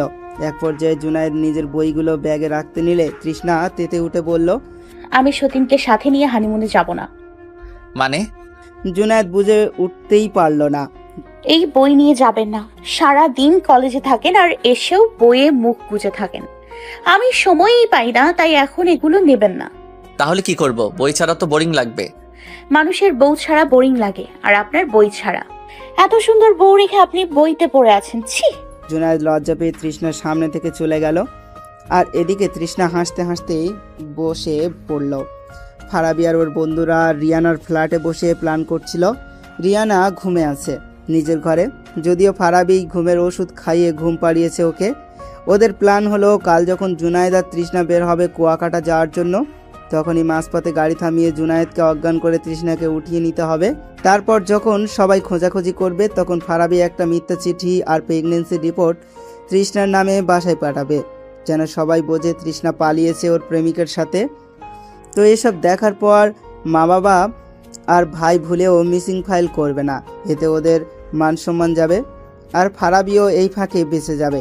কি সিডিল প্ল্যান শেষে সবাই চলে গেল। ফারাবিও উঠে রিয়ানার রুমে আসতেই দেখলো রিয়ানা ঘুম থেকে উঠে বসে আছে। ওর দিকে চেয়ে আক্রমণাত্মক কণ্ঠে বলল, এসব কি শুরু করেছো ফারাবি? ফারাবি নির্লিপ্ত গলায় বলল, তুমি এসবে এসো না। এগুলো ভালো না, উনি তোমার ভাবি হয়, এমন কেন করছো? ফারাবি তার ছেলের হাসি দিয়ে বলল, কেউ তোমার কিছু হয় না, সব শেষ করে দেবো আমি। আমি সব বলে দেব সবাইকে। রিয়ানা প্রতিবাদ করেই বলল। ফারাবি উচ্চস্বরে হেসে বলল। এই বলে রিয়ানার দিকে এগিয়ে আসতে লাগলো। ফারাবি রিয়ানার একদম সামনে এসে কুৎসিত একটা হাসি দিয়ে বলল, ভয় পেও না বেবি, ভয় পেও না, কিচ্ছু করবো না তোমাকে। রিয়ানা ফারাবির এমন রূপ দেখে প্রচণ্ড ভয় পাচ্ছে, বুঝতে পারছে না কি করবে। ফারাবি রিয়ানার ভীত মুখটা দেখে আনন্দ পেল ভীষণ। গলা খাদে নামিয়েই বলল, হোয়াটসঅ্যাপে কয়েকটা ছবি দিলাম মাত্র, একটু চেক করো তো। রিয়ানা কাঁপা কাঁপা হাতে ফোনের লক খুলে হোয়াটসঅ্যাপে গেল। রিয়ানার কিছু নগ্ন ছবি বিভিন্ন অ্যাঙ্গেল থেকে তোলা। ছবিগুলো দেখিয়ে রিয়ানা ফারাবির দিকে বিস্ফোরিত নয়নে চেয়ে রইল। ফারাবি আবারও একটা কুটিল হাসি দিয়ে বলল, আমাকে ফাঁসানো দুঃসাধ্য, আমাকে ফাঁসাতে পারবে এমন কারো জন্ম হয়নি এখনো। কথাটা বলেই ফারাবি ফোনটা ঘোরাতে ঘোরাতে বেরিয়ে পড়ল। ফারাবি যাওয়ার পর রিয়ানা কান্নায় ভেঙে পড়ল। এতদিন পর আজ বুঝতে পারলো যে সে ভুল মানুষকে ভালোবেসেছে। এই মানুষটা কারো ভালোবাসা পাওয়ার যোগ্য না। রিয়ানা এখন কি করবে, কিছু করার নেই। হাত বাঁধা অদৃশ্য শিকল দিয়ে এখন ও ফারাবির হাতের পুতুল হয়ে গেল। ও যেভাবে নাচাবে সেভাবেই নাচতে হবে। আজানের শব্দেই তৃষ্ণার ঘুম ভেঙে গেল। পাশ ফিরে দেখলো তার সুদর্শন স্বামীটি হালকা নড়ে চড়ে উঠেছে। তৃষ্ণা মৃদু হেসে জুনায়েদের চুলে হাত বুলিয়ে দিয়ে কানে কানে বলল, উঠুন আমার সুদর্শন স্বামী, আজান দিয়েছে, নামাজ পড়তে হবে, এরপর আমাদের বেরো হতে হবে। আজানের শব্দে ঘুমটা হালকা হয়ে গিয়েছিল জুনায়েদের, তাই তৃষ্ণার মধুর কণ্ঠে বলা কথাগুলো শুনতে পেয়েছিল। মেয়েটাকে যত চিনছে জানছে ততই মুগ্ধ হচ্ছে জুনায়েদ। ভালোবাসা, প্রেম এসবের প্রতি দূর থেকে একটা তৃষ্ণা কাজ করত, তাই কখনো ওসবে আগ্রহ জাগেনি। আর বলা বাহুল্য এই কিছুদিনের মেয়েটা তার মন মস্তিষ্কে ঘেরে বসেছে। সারাদিন এমনকি পড়তে বসলে ওর কথাই ভাবে জুনায়েদ। কলেজের প্রত্যেকটা ক্লাস শেষে একটা করে মেসেজ আসে মেয়েটার। যেদিন দেরি হয় সেদিন অস্থির লাগে। নিজের এমন পরিবর্তনে জুনায়েদ হতভাগ। না চাইতেও মেয়েটা তাকে পরিবর্তন করেই ফেলেছে। জুনায়েদের কোনো সাড়া না পেয়ে তৃষ্ণা টুপ করে ওর কপালে আলতো করে একটা চুমু খেয়ে উঠে পড়ল। এটা সে প্রতিদিনই করে। জুনায়েদ ঘুমন্ত অবস্থায় থাকলেই, কিন্তু আজ যখন করলো তখন জুনায়েদ সম্পূর্ণ জাগ্রত, কিন্তু তৃষ্ণা জানল না। তৃষ্ণা ওয়াশরুমে যাওয়ার পর জুনায়েদ উঠে পড়ল আর বিস্মিত হয়ে নিজের কপালে হাত রাখল যেখানে তৃষ্ণা চুমু খেয়েছে। অদ্ভুত একটা অনুভূতি হচ্ছে। এমন অনুভূতির সাথে কখনো পরিচিত হয়নি জুনায়েদ। তৃষ্ণা ওয়াশরুম থেকে বেরিয়ে জুনায়েদকে বসে থাকতে দেখে মিষ্টি একটা হাসি দিয়ে বলল, অজু করে আসুন, একসাথে নামাজ পড়বো। জুনায়েদও প্রতি উত্তরে হাসি দিয়ে অজু করতে চলে গেল। অজু করে এসে দুজনে একসাথে নামাজ পড়ল। নামাজ শেষে তৃষ্ণা বলল, তাড়াতাড়ি তৈরি হতে হবে, আমাদের বেরিয়ে যাবো একটু পরেই। জুনায়েদ ঘাড় নাড়ালো। তৃষ্ণা আর জুনায়েদ তৈরি হয়ে যখন নিচে নামলো তখন ভোর 6:30। রোমানা আক্তার আর ফজলুল হককে দেখে তৃষ্ণা আর জুনায়েদ দুজনই বেরিয়ে পড়ল। 8টার ফ্লাইট। ফজলুল হকের গাড়ি করে ওরা এখন এয়ারপোর্টে যাবে। ড্রাইভার সামনে বসলো, সাথে জুনায়েদ আর তৃষ্ণা পাশাপাশি বসলো। তৃষ্ণা গাড়ির বাইরে চোখ রেখে অনুভব করতে পারছে জুনায়েদ এখন ওর দিকেই তাকিয়ে আছে। তৃষ্ণার হাসি পায়। এই কাঠখোড়া স্বল্পভাষী ছেলেটা নিজের অজান্তেই পরিবর্তন হচ্ছে একটু একটু করে। আজকাল লুকিয়ে চুরিয়ে দেখা গায়ে হাত রাখলেও সরায় না। তৃষ্ণা যে পাঞ্জাবি পছন্দ করে দেয় সেটাই পরে। স্টাডি রুম থেকে তাড়াতাড়ি ফেরে সবই লক্ষ্য করছে তৃষ্ণা। এই এক সপ্তাহে আরও পরিবর্তন হয়েছে ছেলেটা। জুনায়েদের মন আনচান করছে কথা বলার জন্য মেয়েটার সাথে। আজ একটা কথাও বলছে না মেয়েটা। এমনিতে তো সারাদিন খোঁচা মারে, আজ কি হলো? ও নিজ থেকে শুরু করবে, কিন্তু নিজে থেকে শুরু করলে কি ভাববে? আচ্ছা, ও যখন নিজ থেকে কথা বলে তখন তো আমি কিছুই ভাবি না, তাহলে ও কেন ভাববে? জুনায়েদ এসব ভেবে সাহস করে বলেই ফেললো, আচ্ছা 1 সপ্তাহ বেশি হয়ে যাচ্ছে না? যদি এটা বলার কোনো ইচ্ছেই ছিল না। ওর বন্ধুরা হানিমুনে 15 দিন 1 মাস পর্যন্ত যায়, সেখানে 1 সপ্তাহ কমই ছিল। এখন কথা বলার মতো কিছুই পাচ্ছে না, তাই অগত্যই প্রশ্নটাই করতে হলো। তৃষ্ণা জুনায়েদের দিকে তাকিয়ে ভ্রু কুঁচকে বলল, না, একদমই বেশি না, আমার তো মন চাচ্ছে 1 বছরের জন্য চলে যাই। 1 বছর? বিষম খেলো জুনায়েদ। তৃষ্ণা হেসে ফেলল, তারপর বলল, আপনি ভালোবাসতে ভয় পান? জুনায়েদ ম্লান মুখে বলল, হ্যাঁ, যদি ছেড়ে যান তার ভয়। আমি অনেক ইমোশনাল, সহ্য করতে পারবো না। আর যদি থেকে যাই সারা জীবনের জন্য, তাহলে ভালোবাসবেন? থেকে গেলেই বুঝবেন। বেশ, একটু ভালোবাসার কাঙাল হয়ে থেকে গেলাম আপনার কাছে। ফারাবি, ফয়সাল, রনক আর নিহান ওদের ফলো করছে। আর মিশাল সেখানে আছে যেখানে তৃষ্ণাকে কিডন্যাপ করে এনে রাখা হবে। ওদের গাড়ির একদম পিছনেই ফারাবিদের গাড়ি। একটু পরই ওভারটেক করে আটকে দিতে হবে। সবাই প্রস্তুতি নিয়ে নিল, কিন্তু হঠাৎ আননোন নাম্বার থেকে মিসড কল এলো আর সাথে একটা মেসেজ। ফারাবি মেসেজটা ওপেন করতে দেখলো সেখানে লেখা, এই গাড়িটা 5 মিনিটের মধ্যে ব্লাস্ট হবে, বাঁচতে চাইলে গাড়ি থেকে বের হ বন্ধুদের নিয়ে। পরের মেসেজে একটা টাইম বোমের ছবি দেওয়া হয়েছে। ফারাবি ছবিটা দেখে আটকে উঠল। আর মাত্র 5 মিনিট ফারাবি চিৎকার করে বলে উঠল, গাড়ি থামাও, গাড়ির মধ্যে বোম আছে। ফারাবির কথায় সবাই আটকে উঠল। ফারাবি ওদের সবাইকে মেসেজ আর ছবি দেখালো। ফয়সাল ড্রাইভিং সিটে ছিল। ও বরাবর ব্রেক করতে চাইলেও পারল না, ব্রেক কাজ করছে না। সবার মাথা নষ্ট। এদিকে সময় শেষ হয়ে আসছে, সময় ফুরিয়ে যাচ্ছে তাড়াতাড়ি। ফয়সাল কোনোভাবে গাড়ি ব্রেক করতে পারছে না। ফারাবি সহ সবাই ভয়ে তটস্থ। আর 3 মিনিটের মধ্যে না থামালে ব্লাস্ট হবে। ফারাবি কাপা গলায় ফয়সালকে বলল, ভাই, কোনো গাছের সাথে ধাক্কা লাগা, এছাড়া উপায় নেই। ফারাবির কথায় সবাই সম্মত হলো। ফয়সাল কাছেই একটা বট গাছের দিকে গাড়ি নিয়ে গেল। মুহূর্তের মধ্যে প্রবল বেগে ধাক্কা লাগলো। সবচেয়ে বেশি আঘাত হয়েছে ফয়সালের। ওর মাথা ফেটে গেছে, হাত ভেঙে গেছে, গালে কাঁচ ঢুকেছে। তাছাড়া রৌনক আর নিহানের মাথায় আঘাত লেগেছে, হাত কেটে গেছে। ফারাবির তেমন কোনো ক্ষতি হয়নি। ও গাছে ধাক্কা খাওয়ার আগেই গাড়ি থেকে লাফ দিয়েছে। তাতে হাতে পায়ে ব্যথা পেলেও বড় ধরনের আঘাত থেকে বেঁচে গেছে। অনেক কষ্টে নিহান আর রৌনককে বের করে দৌড়ে চলে গেল। আর ফারাবি আগে থেকেই দূরে দাঁড়িয়ে আছে। বেচারা ফয়সাল ভিতরে আটকে পড়ে আছে। এখন ওকে বাঁচাতে গেলে নিজেদেরও মরতে হবে। ফয়সাল গাড়ির ভিতর থেকে ক্ষীণ স্বরে বন্ধুদের ডাকলেও বন্ধুরা কোনো সাড়া দিল না। এদিকে মাথা থেকে রক্ত বের হচ্ছে প্রচুর। কিছুক্ষণের মধ্যে জ্ঞানও হারিয়ে ফেলবে। প্রায় 15 মিনিট দাঁড়িয়ে থাকার পর গাড়ি ব্লাস্ট হলো না। এবার 3 জনের মনের খটকা লাগলো। ইনফরমেশনের হিসাব 5 মিনিট অনেক আগেই হয়ে গেছে।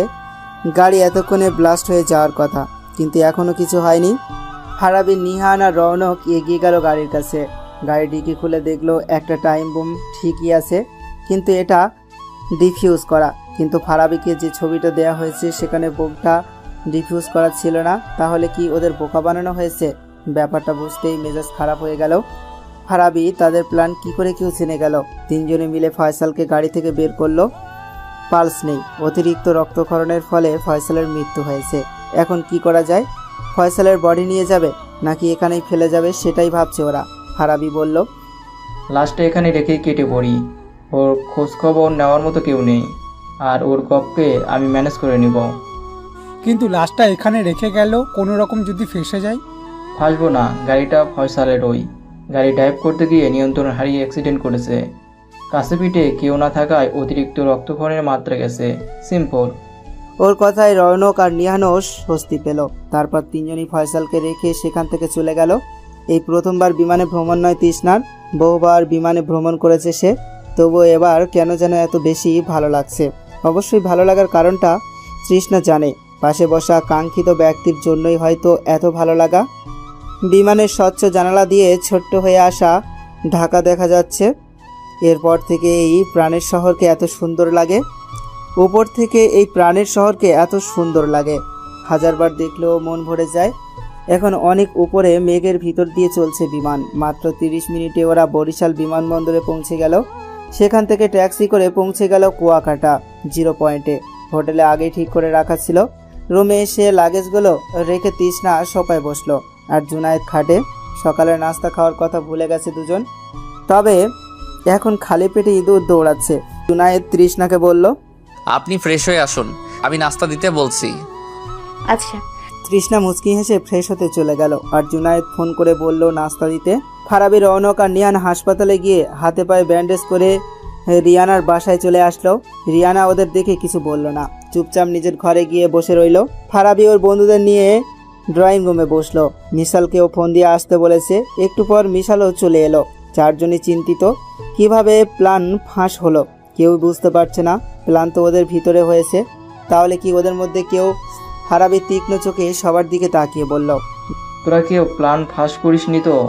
নিহান জোর গলায় বলল, মাথা খারাপ, আমরা কেন প্ল্যান ফাঁস করব? আমাদের সবারই তো উদ্দেশ্য এক। নিহানের কথায় রয়নক আর মিশাল সায় দিল। এবার ফারাবি আরও চিন্তিত, তাহলে প্ল্যান ফাঁস হলো কি করে? হঠাৎ মিশাল বলল, ফয়সাল নয় তো?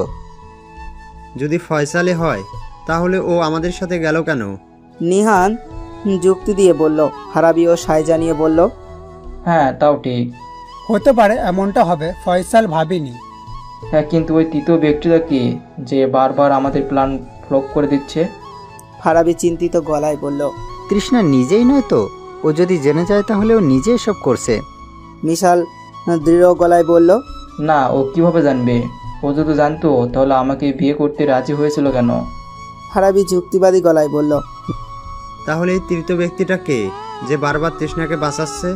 নিহানের গলায় দুশ্চিন্তা। এই প্রশ্ন এখন সবার মাথায়। একটু পর কিছু একটা চিন্তা করে মিশাল বলল। ফয়সালের বডিটা ওইভাবে ফেলে আসা ঠিক হয়নি। তো কি করব? কোথাও ফেলে দেওয়া উচিত ছিল, আর গাড়িটা পুড়িয়ে ফেললে ভালো হতো, তাহলে কাউকে কোনো কৈফিয়ত দিতে হতো না। এখন যদি পুলিশ তদন্ত করার সময় ভুলেও আমাদের নাম জানতে পারে তাহলে কিন্তু অনেক সমস্যা হয়ে যাবে। কিন্তু নাম জানবে কিভাবে? ফয়সালের গার্লফ্রেন্ড রিনিকে পাগলের মতো ভালোবাসে, ও নিশ্চিত আমাদের নাম নেবেই। তখন কি করব? কথাটা ঠিক, তাহলে কি করব এখন? বেশি সময় তো হয়নি, চল এখন গিয়ে কাজটা করে আসি। সবাই এসে সায় দিয়ে উঠে পড়লো, কিন্তু সেখানে যাওয়ার পর সবাই বিস্ময়ে বাকরুদ্ধ। না কোনো গাড়ি আছে আর না ফয়সাল, যেন এখানে কিছুই হয়নি। কুয়াকাটায় সন্ধ্যা নামছে, বিচে কত রকমের মানুষ একসাথে এই মনোরম সন্ধ্যা উপভোগ করছে। তেমনি তৃষ্ণা আর জুনায়েদও পাশাপাশি দাঁড়িয়ে। সামনে সমুদ্র, অস্ত্র যাওয়া সূর্য, মাতাল করা বাতাস, পাশে ভালোবাসার মানুষ। এমন অনুভূতি প্রকাশ করা যায় না। দুজনের মধ্যে তীব্র অথচ চাপা একটা অনুভূতি ছেয়ে যাচ্ছে শরীর জুড়ে। এক পর্যায়ে তৃষ্ণা বেসামাল হয়ে জুনায়েদের হাত ধরে ফেললো, আর জুনায়েদ হাতের বাঁধন শক্ত করে ফেললো। নিমিষেই যেন এটারই অপেক্ষায় ছিল। অন্তর্বক্ষে পূর্ণিমা চাঁদের বিচরণ, থামিতালে বইছে মৃদু সমীরণ। সিন্ধু পাড়ে তারা দুজনই নীরবে নিভৃতে কইছে প্রণয় কাহন। পূর্ণিমার আলো দোল খাচ্ছে সমুদ্রের নীরব স্রোতে। কৃত্রিম আলোহীন শান্ত প্রকৃতি, রাতের আকাশ, পাশাপাশি তারা দুজন চুপচাপ বসে। অতঃপর একটা সময় নীরবতা ভেঙে ছন্দময় কণ্ঠে তৃষ্ণা বলল। আচ্ছা, আপনি কখনো সাগর পাড়ে ফানুস উড়িয়েছেন? জুনায়েদের দিকে তাকিয়ে বলল। না, এমন কিছু মাথায় আসেনি কখনো। আজ ওড়াবেন আমার সাথে? কিছু একটা ছিল ওই কণ্ঠে। জুনায়েদ না করতে পারে না, আর না করার কোনো ইচ্ছেও ছিল না। একসাথে হাতের উপর হাত রেখে রাতের আকাশে ফানুস ওড়ালো ওরা। ফানুসের মৃদু আলোতে দুজনের কান্তিময় মুখখানা উজ্জ্বল হয়ে উঠেছিল। ফানুস ওড়ানো শেষে তৃষ্ণা আর জুনায়েদ চলল ফিশ মার্কেটের দিকে। কুয়াকাটা এসে ফিশ ফ্রাই বা বারবিকিউ না খেলে পুরোটাই পানসে লাগে। ফিশ মার্কেটে গিয়ে ওরা ফ্রাই খেলো, আর সামান্য টোনা মাছ ফ্রাই ছাড়াই নিল। সমুদ্র পাড়ে বারবিকিউ করবে বলে সব কিছু নিয়ে সাগর পাড়ে এসে বেশ কিছু দূরে একটা নির্জন স্থানে বারবিকিউ করবে বলে ঠিক করলো। জুনায়েদ গেল আশেপাশের কাঠ সংগ্রহ করতে, তৃষ্ণা সব উপকরণ সাজাতে লাগলো। তৃষ্ণা সব উপকরণ সাজাতে বসলো, তারপর জুনায়েদ এসে আগুন জ্বালালো। তারপর ওরা মাছগুলো পোড়াতে দিল। তৃষ্ণা বারবিকিউ শেষে তৃষ্ণা আর জুনায়েদ হাতে হাত রেখে সাগর পাড়ে কিছুক্ষণ হাঁটাহাঁটি করলো। এরপর হোটেলে ফিরে গেল। আজকে সারাদিন এত সুন্দর ছিল যে তৃষ্ণা বারবার মনে করছে। হোটেলে ফিরে তৃষ্ণা ওয়াশরুমে গেল গোসল করতে, কিন্তু গিয়ে দেখলো শাওয়ার অন হচ্ছে না। দরজা খুলে হালকা মাথাটা বের করে বাইরে উঁকি দিয়ে দেখলো জুনায়েদ ফোন ঘাঁটছে। তৃষ্ণা আহ্লাদি গলায় ডেকে বলল। জনাব, একটু উপকার করবেন? জুনায়েদ ফোনের স্ক্রিন থেকে চোখ তুলে তৃষ্ণার দিকে চেয়ে হাসি মুখে তার স্বরে বলল। জি বলুন, আপনার উপকারের জন্য বান্দা সবসময় হাজির। তৃষ্ণা জুনায়েদের আমার উত্তর শুনে হেসে ফেলল, তারপর বলল। রিসেপশনে ফোন করে বলুন শাওয়ারটা ঠিক করে দিতে, পানি আসছে না। আচ্ছা, এখন বলছি। তৃষ্ণা মৃদু হেসে ওয়াশরুমের দরজা আটকে দিল। জুনায়েদ রিসেপশনে ফোন করলো কয়েকবার, কিন্তু কেউ ধরলো না। কি করা যায়, তৃষ্ণা তো আটকে আছে ভিতরে। জুনায়েদ ভাবলো গিয়ে বলে আসবে, তাই রুম লক করেই বের হতেই দেখলো পাশের রুম থেকে একটা মেয়ে বের হচ্ছে। জুনায়েদ একবার তাকিয়ে আর তাকালো না, নিচের দিকে চেয়ে হেঁটে যেতে লাগলো। জুনায়েদের মনে হলো মেয়েটা ওর পেছনে আছে। পুরো করিডোর ফাঁকা। জুনায়েদ কিছু বলল না, চুপচাপ হেঁটে যেতে লাগলো। রিসেপশনে এসে দায়িত্বরত রিসেপশনিস্টকে বলল। ভাইয়া, 302 নম্বর রুমের শাওয়ার দিয়ে পানি আসছে না, কাইন্ডলি একটু দেখবেন। তৎক্ষণাৎ পিছনের মেয়েটাও এসে একই অভিযোগ করলো। রিসেপশনিস্ট কোথাও বলল, একটা ফোন করলো, তারপর ফোন রেখে বলল, এক্সট্রিমলি সরি স্যার ম্যাম, আসলে আমাদের পানির লাইনে একটা ত্রুটি হয়েছে, তারই কাজ চলছে। সকালের মধ্যে ঠিক হয়ে যাবে।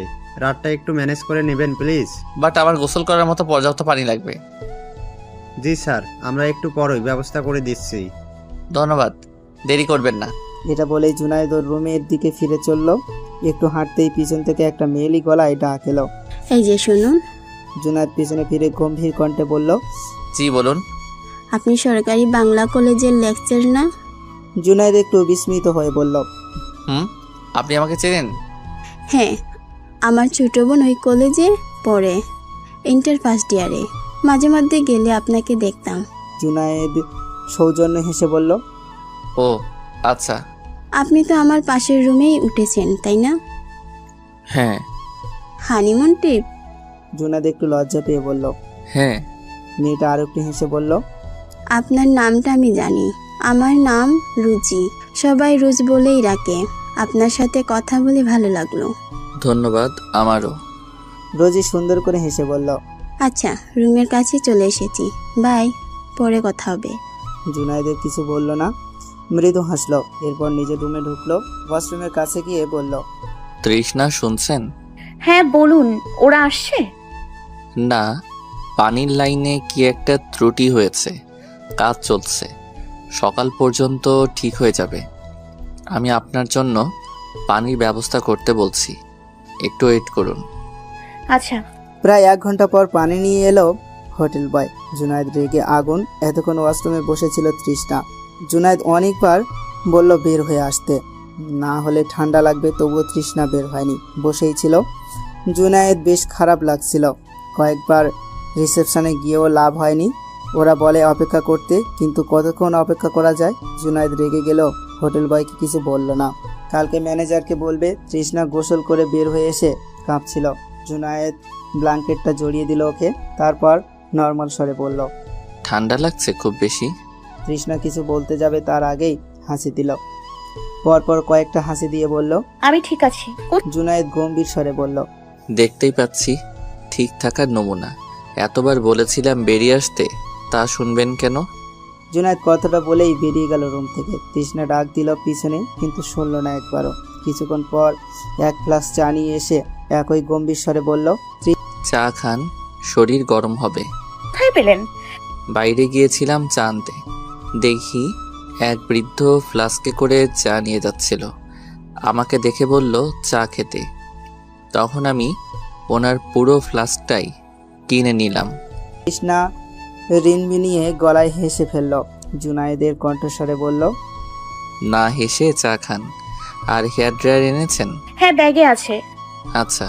জুনায়েদ হেয়ার ড্রায়ার বের করে তৃষ্ণার পিছনে দাঁড়িয়ে সযত্নে ওর চুল শুকিয়ে দিতে লাগলো।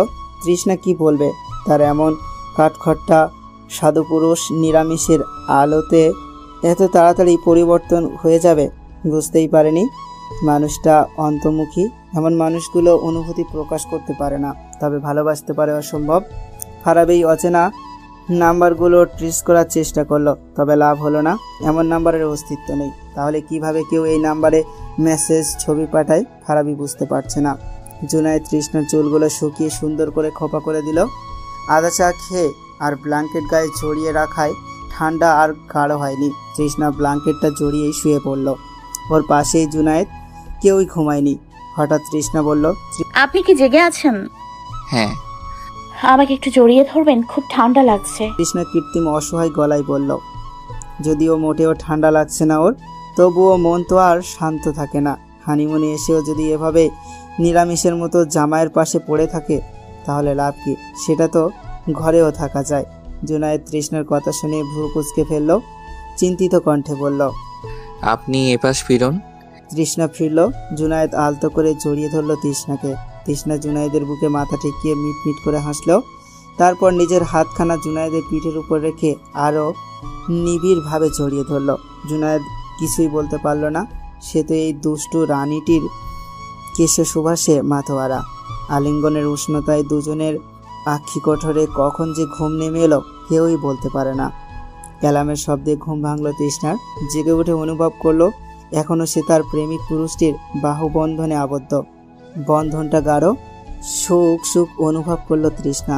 জুনায়েদের পিঠে হাত বুলিয়ে মৃদু স্বরে বলল, এই স্বামী উঠুন, আমরা একসাথে সূর্যোদয় দেখতে যাব। জুনায়েদের ঘুম ভাঙল না। তবুও তৃষ্ণা এবার এক হাত দিয়ে আস্তে আস্তে কয়েকটা কিল দিল জুনায়েদের বুকে। এবার বোধহয় জুনায়েদের ঘুম ভেঙেছে। নড়ে চড়ে উঠে তৃষ্ণাকে বাঁধন মুক্ত করলো। তৃষ্ণা উঠে বসে আদো খোলা চুলগুলোকে আবারও খোপা করলো। আর জুনায়েদ পিছন থেকে নিশ্চুপে রমণীটির সৌন্দর্য অবলোকন করছে। তৃষ্ণা খোপা করে জুনায়েদের দিকে তাকাতেই দেখলো জুনায়েদ ওর দিকে তাকিয়ে আছে এক দৃষ্টিতে। তৃষ্ণা ভুরু কুঁচকে বলল, কি দেখছেন? এই ঘরে দেখার মতো আপনি ছাড়া আর কিছু নেই। তৃষ্ণা হেসে ফেলল জুনায়েদের কথায়। হাস্যরত কণ্ঠেই বলল, বাহ, এত উন্নতি! ফ্লার্ট করা শিখে গেছেন? হ্যাঁ, সবই আপনার কৃপা। এই কথায় তৃষ্ণা লজ্জা পেল। পরক্ষণেই অপর রাগ দেখিয়ে বলল, মোটেই না। আমি আপনাকে কবে দেখালাম এসব? বিয়ের পর থেকেই। তবে এটা কিন্তু ফ্ল্যাট ছিল না। আসলে এই ঘরে আপনাকে ছাড়া দেখার মতো আর কিছুই নেই, তাই আপনাকেই দেখছিলাম।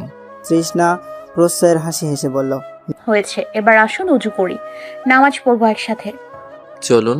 নামাজ পড়ে দুজনে তৈরি হয়ে নিল গঙ্গামতির চর যাওয়ার জন্য।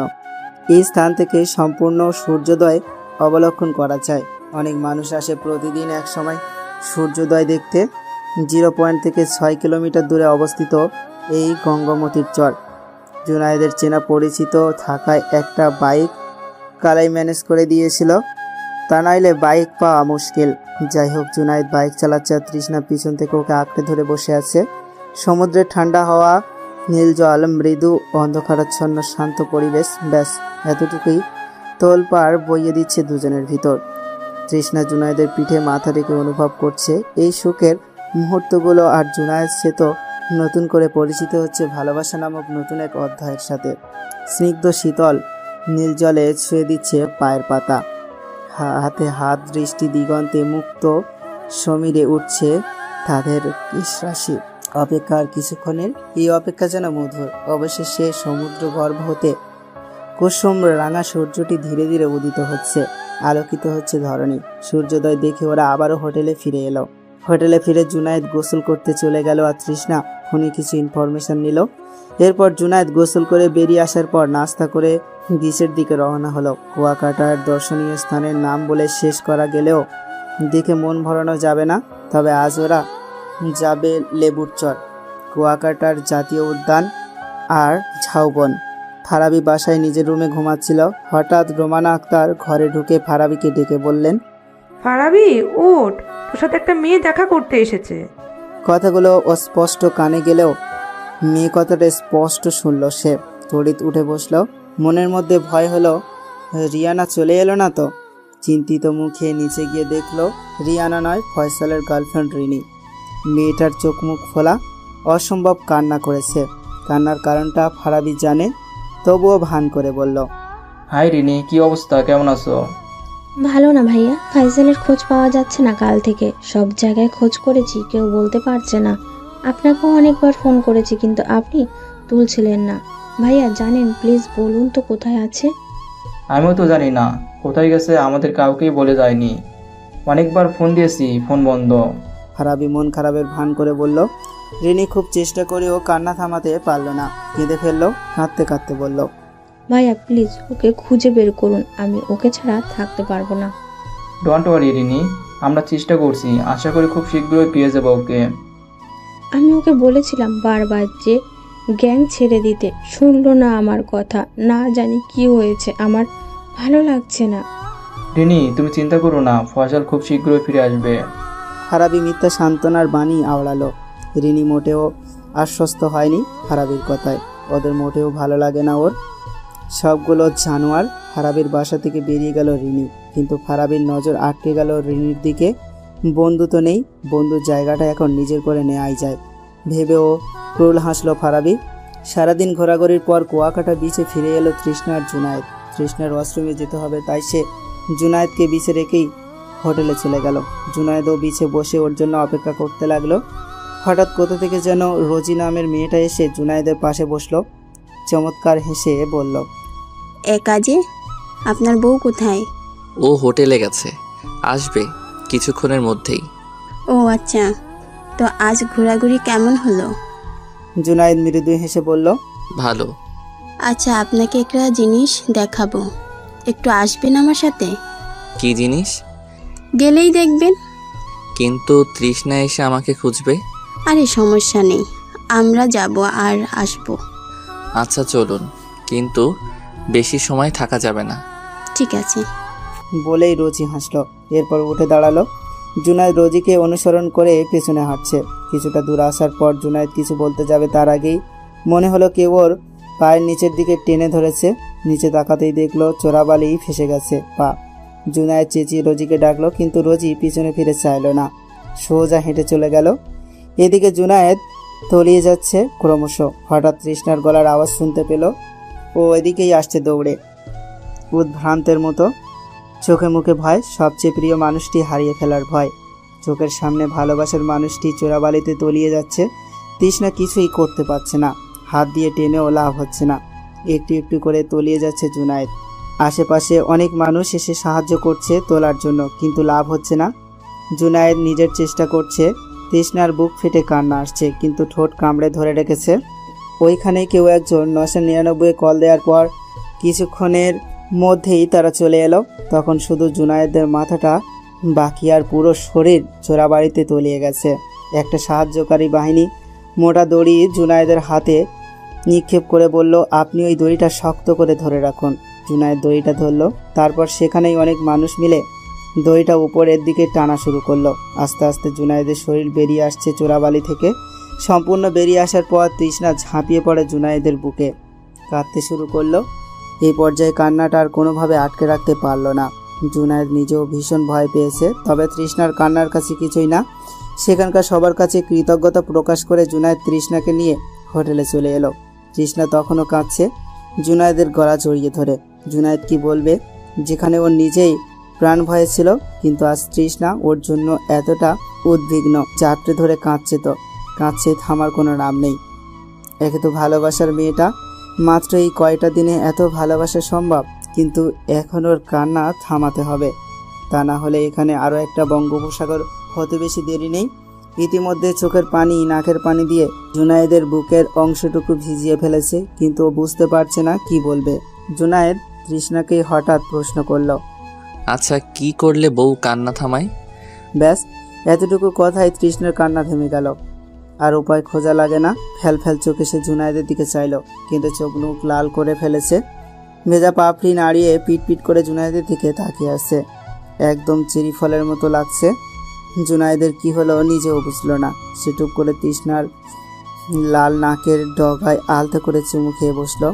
বেশ কিছুক্ষণ আগে ভালোবাসার মানুষটির এত বড় দুর্ঘটনার জন্য শকে ছিল। একটু আগে বরের মুখে ওই কথাটা শুনে দ্বিতীয়বারের মতো আর এই চুমুটা দ্বিতীয় দফা শেষ করলো। তৃষ্ণা বিস্মিত হয়ে কান্না বন্ধ করলো। ঠিকই, তবে জুনায়েদকে ছেড়ে নড়ল না, এক বিন্দুও না। ওর বুকের ভেজা জায়গাটাইতেই মাথা ঠেকিয়ে চুপচাপ বসে রইল। বেশ কিছুক্ষণ পর জুনায়েদ খেয়াল করলো তৃষ্ণার বুকেই ঘুমিয়ে পড়েছে।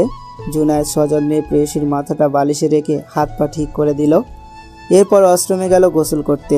শরীর চুলকাচ্ছে। চোরাবালি থেকে উঠে এসে কিছু করা হয়নি। তৃষ্ণায় বসেছিল এতক্ষণ। তবে বিয়ের পর এই প্রথম মেয়েটাকে কাঁদতে দেখেছে জুনায়েদ। প্রথমে জুনায়েদ ভেবেছিল তৃষ্ণার ইমোশন কম, কিন্তু আজকে কান্নার পর ওর ধারণা পাল্টে গেছে।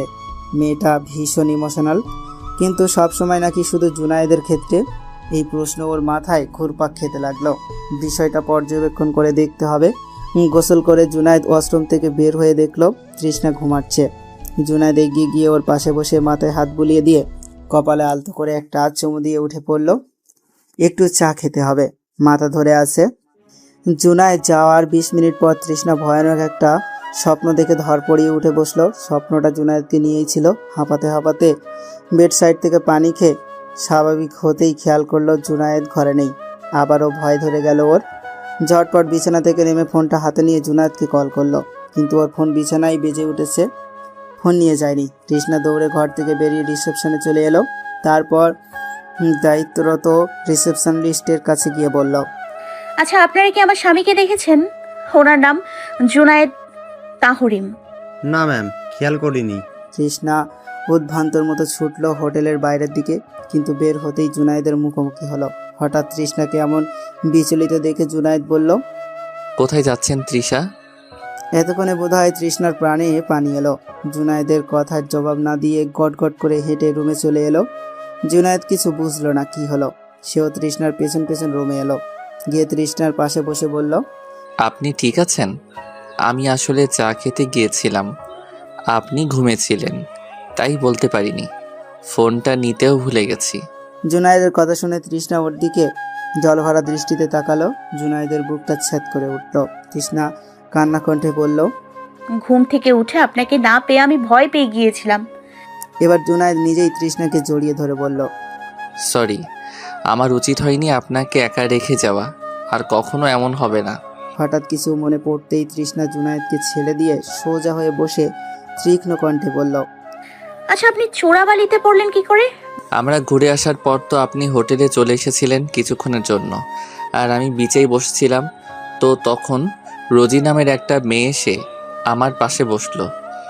আমি আপনাকে বলতে ভুলে গিয়েছিলাম, এই মেয়েটার সাথে কাল রাতে রিসেপশনে পানির কথা বলতে গিয়ে কথা হয়েছিল। মেয়েটা বলল ওর ছোট বোন নাকি বাংলা কলেজে পড়ে, সেখানেই আমাকে দেখেছে। হালকা আলাপের পর আমরা চলে এলাম যে যার রুমে। ওই মেয়েটাই আপনি যাওয়ার পর আমার কাছে এসে বসলো। হালকা কথাবার্তার পর আমাকে বলল কি যেন দেখাবে, সারপ্রাইজ নাকি। আমি বললাম আপনি এসে খুঁজবেন আমাকে। সে অনেক রিকোয়েস্ট করছিল, তো আমি ভাবলাম যাব, দেখে চলে আসব। তো ওর পেছনে হাঁটতে হাঁটতে হঠাৎ চোরাবালিতে ফেসে গেলাম। অনেকবার হেল্পের জন্য ডেকেছিলাম, কিন্তু মেয়েটা পেছনেও তাকালো না। আর তারপরই আপনি এলেন। সবটা শুনে তৃষ্ণা ভাবনায় পড়ে গেল। কে এই রুচি? জুনায়েদকে কেন মারতে চায়? কিসের শত্রুতা ওর সাথে? নাকি আমার দুর্বলতা হিসাবে ব্যবহার করতে চায়? খোঁজ নিতে হবে। এরপর বাইরে বের হয়নি ওরা কেউ। রাতের খাবার খেয়ে তাড়াতাড়ি শুয়ে পড়ল দুজনে। জুনায়েদের ঘুম চলে এসেছে। আজ জানাবো ঘুমের মাঝেই জড়িয়ে ধরছে তৃষ্ণাকে। এত চিন্তার মধ্যে হাসি পেয়ে গেল ওর। কোনো মতে বরমশাইকে ছাড়িয়ে উঠে পড়ল তৃষ্ণা। সন্তর্পণে রুম লক করে বেরিয়ে পড়ল রিসেপশনের উদ্দেশ্যে। এখন দায়িত্বরত আছে একজন পুরুষ। তৃষ্ণা আশপাশে ভালো মতো দেখে নিল, কেউ নেই। কাজটা তাহলে সহজ হবে। মাথায় বড় একটা ঘোমটা টেনে নিল, যেন মুখ দেখা না যায়। এরপর রিসেপশনে এসে কণ্ঠ পরিবর্তন করে বলল, ভাইয়া, আমার বোনের যেন কি হয়েছে, মুখে ফেনা উঠে আসছে, একটু আসুন না। রিসেপশনিস্ট ছেলেটাকে বলল, কত নাম্বার রুম? 405 নাম্বার। ভুলে একটা রুম নাম্বার বলল তৃষ্ণা। ওকে, চলুন। তৃষ্ণা আগেই হেঁটে চলেছে, পিছনে ছেলেটা। করিডোরে আসতে আচমকাই তৃষ্ণা ওর চোখে মুখে স্প্রে করে দিল। কিছু বুঝে ওঠার আগেই সেখানেই জ্ঞান হারালো ছেলেটা। এরপর তৃষ্ণা ফাঁকা রিসেপশন থেকে 303 নম্বর রুমে চাবিটা নিয়ে রোজি নামের মেয়েটার ঘরে ঢুকলো। ঘর খালি, কেউ নেই। তৃষ্ণা খুঁজে কাউকে পেল না। হঠাৎ মনে হলো কেউ আসছে এইদিকেই। পায়ের শব্দটা আরো গাঢ় হওয়ার আগেই তৃষ্ণা কেটে পড়লো সেখান থেকে। তাড়াতাড়ি নিজের রুমে এসে দরজা লক করে জুনায়েদের পাশে শুয়ে পড়লো। তৃষ্ণার কেন যেন মনে হচ্ছে রোজি নামের মেয়েটাকে সে চেনে এবং নিশ্চয়ই এর সাথে কোনো যোগসূত্র আছে। কিন্তু জুনায়েদকে মারতে চাওয়ার কারণ কি? ভাবনার জগতে ছেদ পড়ল পেটের উপর আচমকার স্পর্শে। একটা পুরুষালী শক্তপোক্ত হাত। এই হাতখানা সে পাশে শুয়ে থাকা ব্যক্তিগত পুরুষটির, সেটা বুঝেই তৃষ্ণার লজ্জায় ঠোঁট কামড়ে হাসল। ঘুমন্ত জুনায়েদের মুখখানা চাইল গম্ভীর মনোযোগে। আর একটু হলেই এই মানুষটাকে হারিয়ে ফেলত তৃষ্ণা। সেই মুহূর্তের কথা মনে হতেই অন্তর কেঁপে উঠল। আজ আগে ঘুমটা জুনায়েদেরই ভেঙেছে। চোখ মেলতেই দৃষ্টিগোচর হলো সে নিজেই তৃষ্ণাকে জড়িয়ে ধরে আছে। অবিশ্বাস্য। ঘুমের মধ্যে জোরাজোরি স্বভাব নাই জুনায়েদের, কিন্তু আজ নিজেই। অবশ্য কি আর করার, সঙ্গদোষে লোহা ভাসে। এই মেয়েটার সাথে থেকে থেকে সে যে একটু একটু করে পরিবর্তন হচ্ছে, সেটা বুঝতে পেরেও আফসোস হচ্ছে না, বরং ভালো লাগছে। বিয়ের আগের জীবন যে ভালো ছিল না তা নয়, কিন্তু বিয়ের পর যেন ভালো লাগাটা আরও বেড়েছে। কেমন অদ্ভুত সুন্দর এই বিয়ে নামক সম্পর্কটা। কাগজে কলমে কালেমার একটা অচেনা মেয়েকে সারা জীবনের জন্য নিজের সাথে জড়িয়ে নেওয়া, তারপর নিজের ঘরের সব আসবাবপত্র, এমনকি নিজের মনটাও মেয়েটাকে কেমন করে যেন নিয়ে নেওয়া। আর এই দখলদারিটার বিরক্তিকর বদলে যেন ভালো লেগে ওঠে। আস্তে আস্তে সম্পর্ক, ভালোবাসা, বিশ্বাস ভরসা গাঢ় থেকে গাঢ়তর হয়। বাহ, আজ আমার আগে উঠে পড়েছেন দেখছি। হঠাৎ তৃষ্ণার গলার আওয়াজে জুনায়েদের ভাবনায় দুনিয়া থেকে ফিরে আসলো। তৃষ্ণার প্রশ্নের জবাবে ক্ষীণ হেসে জুনায়েদ বলল, প্রতিদিন তো আপনি ওঠেন, আজ না হয় আমি উঠলাম। তৃষ্ণার ঠোঁট প্রশস্ত করে হেসে বলল, আচ্ছা এবার তবে উঠি, নাকি এভাবেই ধরে রাখবেন? জুনায়েদ একটু লজ্জা পেয়ে হাত সরিয়ে ফেলল তৃষ্ণার পেট থেকে। তৃষ্ণা উঠে বসলো, সাথে জুনায়েদও। হঠাৎ ওর দিকে চেয়ে আচমকায় জুনায়েদ ওর চুলগুলো এলোমেলো করে দিয়ে হাসতে হাসতে উঠে দৌড় লাগালো। তৃষ্ণা জুনায়েদের দিকে কি হলো নিচেও জানে না। সে ওর পিছনে দৌড়ানো আরম্ভ করলো, তবে ধরতে পারলো না। আগেই তৃষ্ণা ওয়াশরুমে ঢুকে দরজা আটকে দিল। জুনায়েদ আফসোসের স্বরে বলল, ইস। তৃষ্ণা ওর আফসোস শুনে জোরেই হেসে ফেলল। এদিকে জুনায়েদও শব্দবিহীন হাসছে। অতঃপর আয়নার সামনে গিয়ে নিজের এলোমেলো চুলগুলো দেখে একটু দুষ্টু হাসলো, যেমন তৃষ্ণা ওর সাথে দুষ্টুমি করে হাসে। হজু করে বের হতেই জুনায়েদ আচমকা আক্রমণে তৃষ্ণাকে চেপে ধরলো নিজের সাথে। তৃষ্ণা বিস্ময়ে চোখ বড় বড় করে ফেললো, আর জুনায়েদ ওর রিয়াকশনটা দেখে মিটিমিটি হেসে বলল, এখন আপনার চুলগুলো এলোমেলো করে দেই। তৃষ্ণা জোরে মাথা নেড়ে বলল, এই না, একদম না। তাহলে আমারটা করলেন কেন? আমার ইচ্ছে হয়েছে তাই। তাহলে তো এখন আমারও ইচ্ছে করছে। তৃষ্ণা তীক্ষ্ণ দৃষ্টিতে বলল, আমার চুল এলোমেলো করলে কিন্তু খবর আছে আপনার। জুনায়েদ মৃদু হেসে বলল, চুল এলোমেলো করার ইচ্ছে হয়নি, তাহলে? আপনাকে এলোমেলো করার ইচ্ছে হয়েছে। তৃষ্ণার কথাটা মস্তিষ্ক ধারণ করে বোঝার আগেই জুনায়েদ ওর কানের কাছে ঝুঁকে আলতো একটা কামড় দিয়ে ফিস ফিস করে বলল, রোমান্টিক প্রতিশোধ নিলাম। তারপরে তৃষ্ণাকে হতভম্ব অবস্থায় ছেড়ে অজু করতে চলে গেল জুনায়েদ। তৃষ্ণা নিজের কানে হাত দিয়ে বিড়বিড় করে বলল, এখন বুঝতে পারছি আমি ভুল ছিলাম। এই ব্যাটা একটা পাজি। এই ছেলে কখনোই নিরামিষ হতে পারে না। আমিষ ছিল ভেতরে ভেতরে ঠিকই, কিন্তু প্রকাশ করেনি। যেই এসে খোঁচালাম সেই তার ঘুমন্ত রোম্যান্টিক পাজি সত্তা বেরিয়ে আসতে লাগলো। উফ তৃষা, দেখিস এই ছেলে একদিন তোর ক্লাস নেবে। তুই স্টুডেন্ট থাকবি, ও তোকে ভালোবাসার আ পর্যন্ত শেখাবে। ফয়সালের দেহ শনাক্ত করেছে পুলিশ। শহরের একটা পরিত্যক্ত জলাশয়ে অর্ধ গলা দেহটি বিভৎস অবস্থায় পড়েছিল।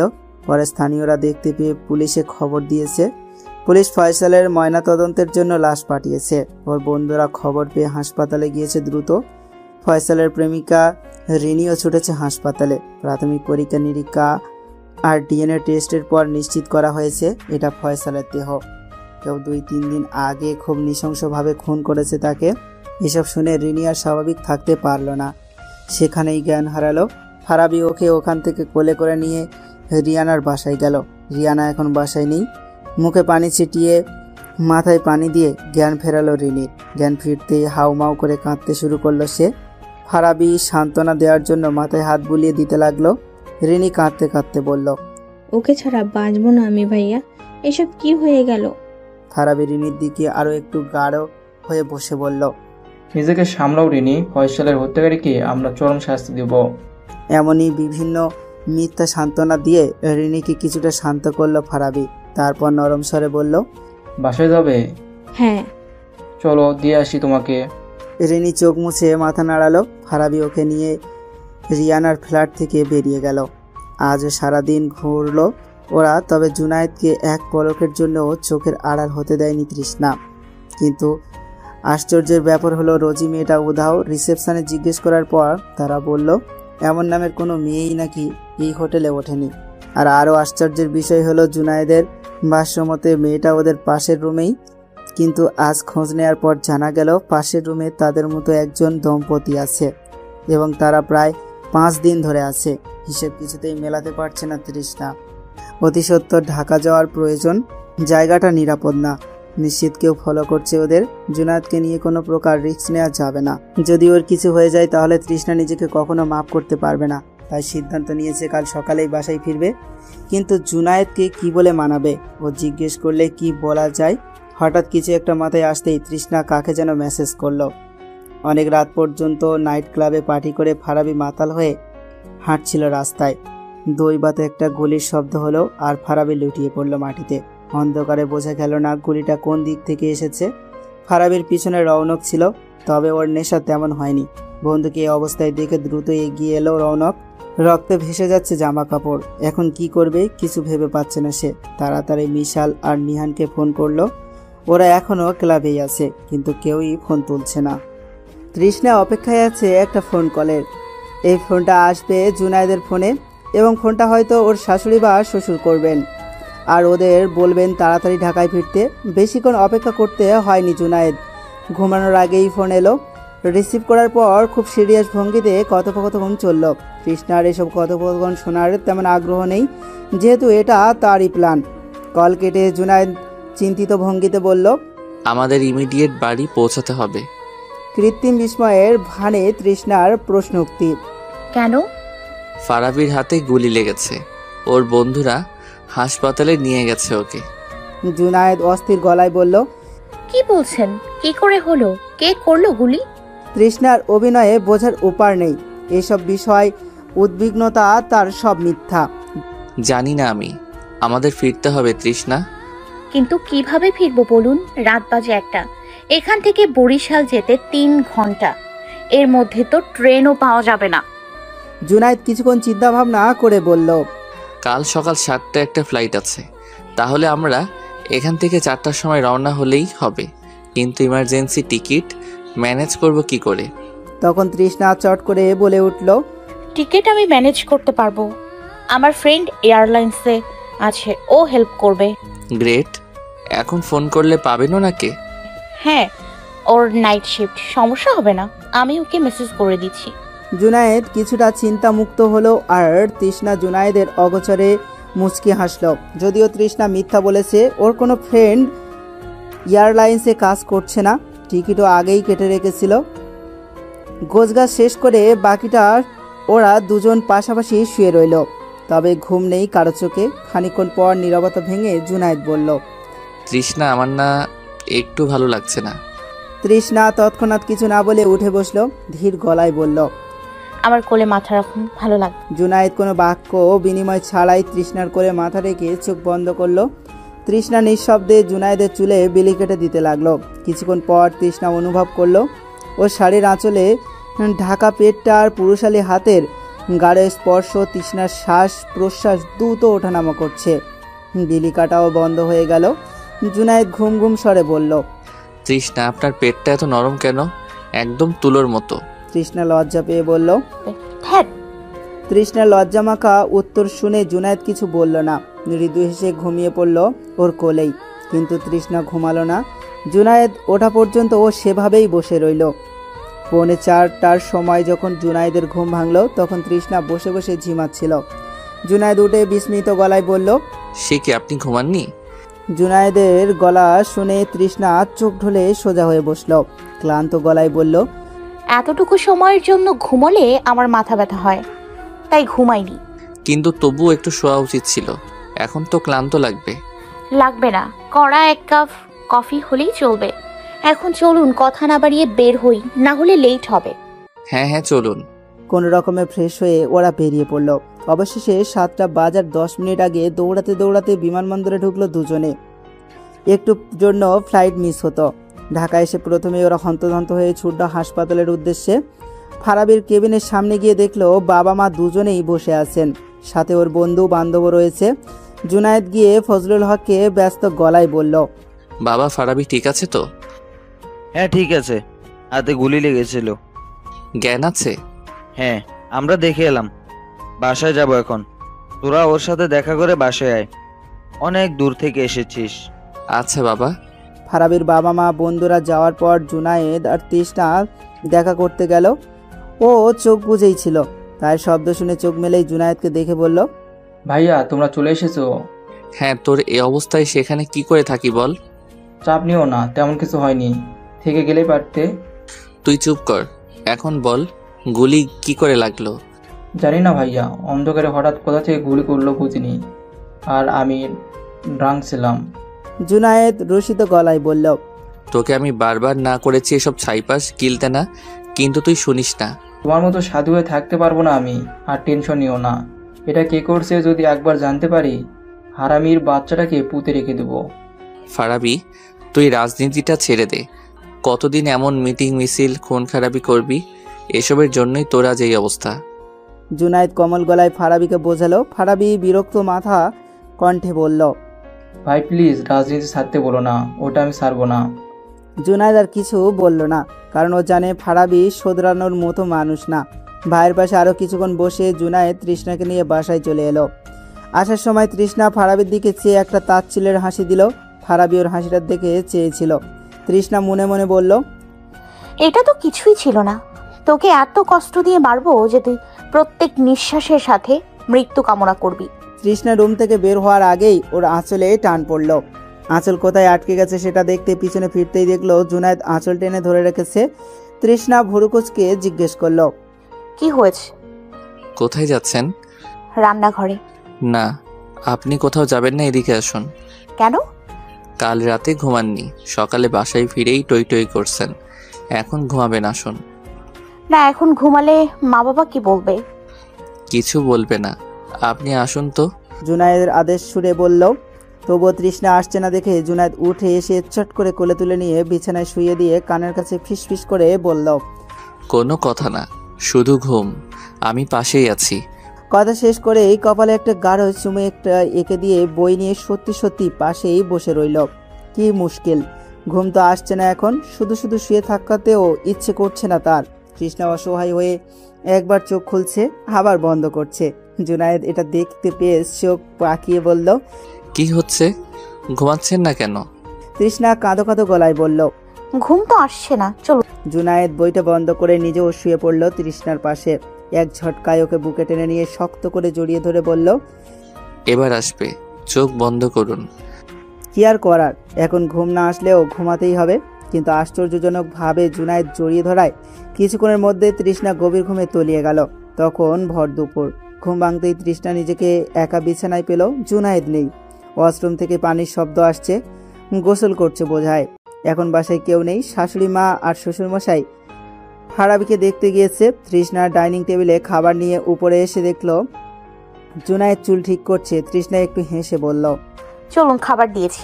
এখন না, আপনি গোসল করে আসুন, আমি অপেক্ষা করছি। আচ্ছা। খাওয়া শেষ, ওরা বের হলো। তৃষ্ণার কিছু কেনাকাটা আছে। শপিং শেষ করে ওরা ফারাবিকে দেখতে যাবে। ফারাবি কাল রিলিজ পাবে। শপিং মলে ঘুরতে ঘুরতে হঠাৎ চোখের সামনে চেনা একটা মুখ দেখে জুনায়েদ বলে উঠল, রোজি।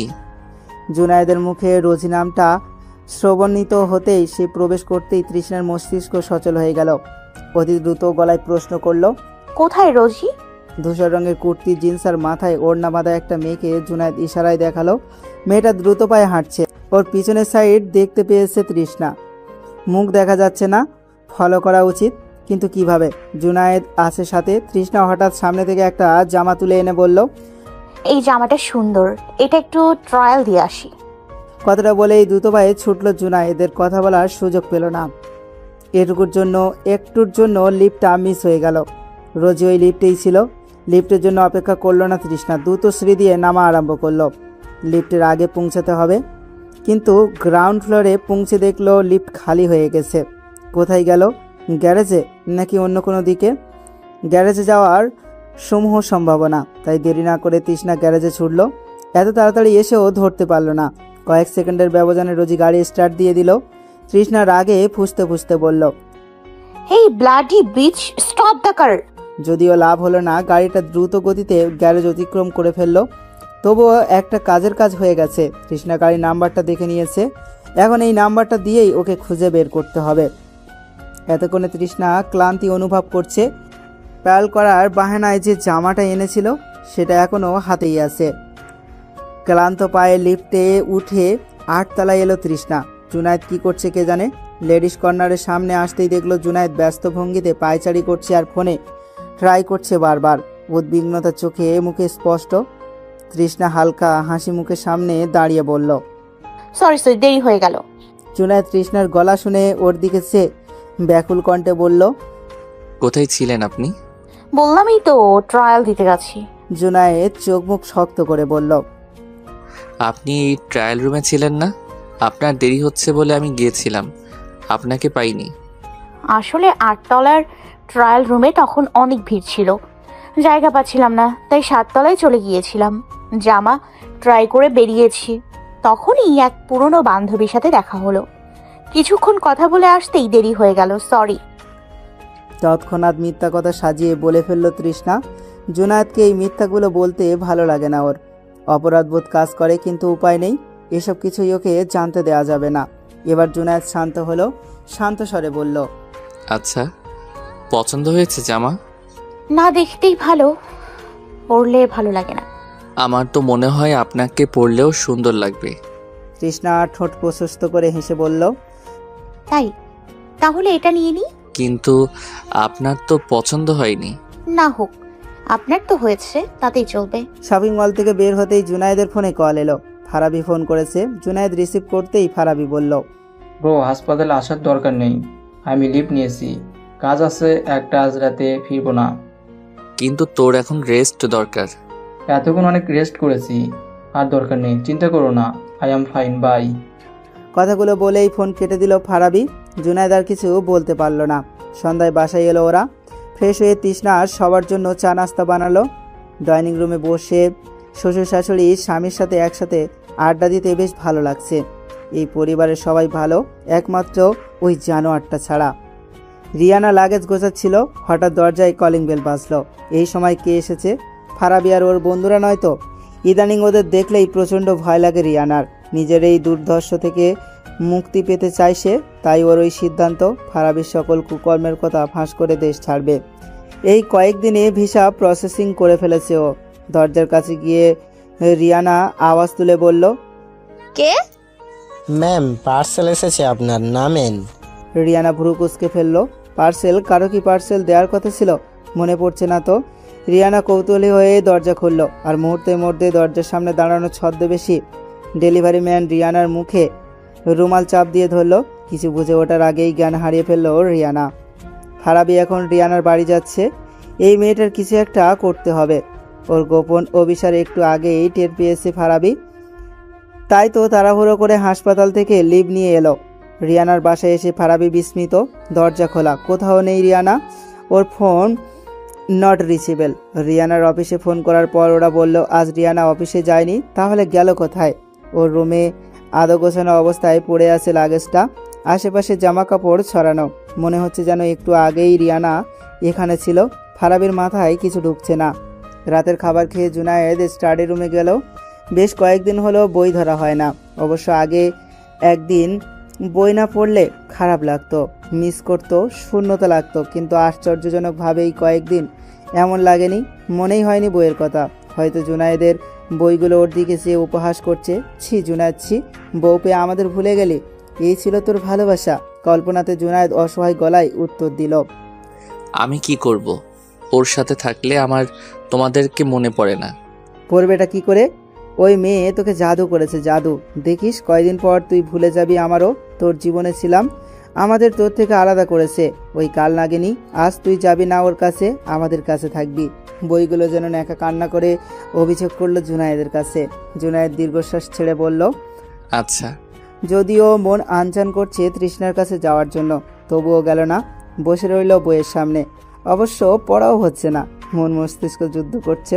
মন বলছে এখনো পড়ে আছিস কেন, যা তৃষ্ণার কাছে যা, তুই ওকে দেখার জন্য পিপাসিত।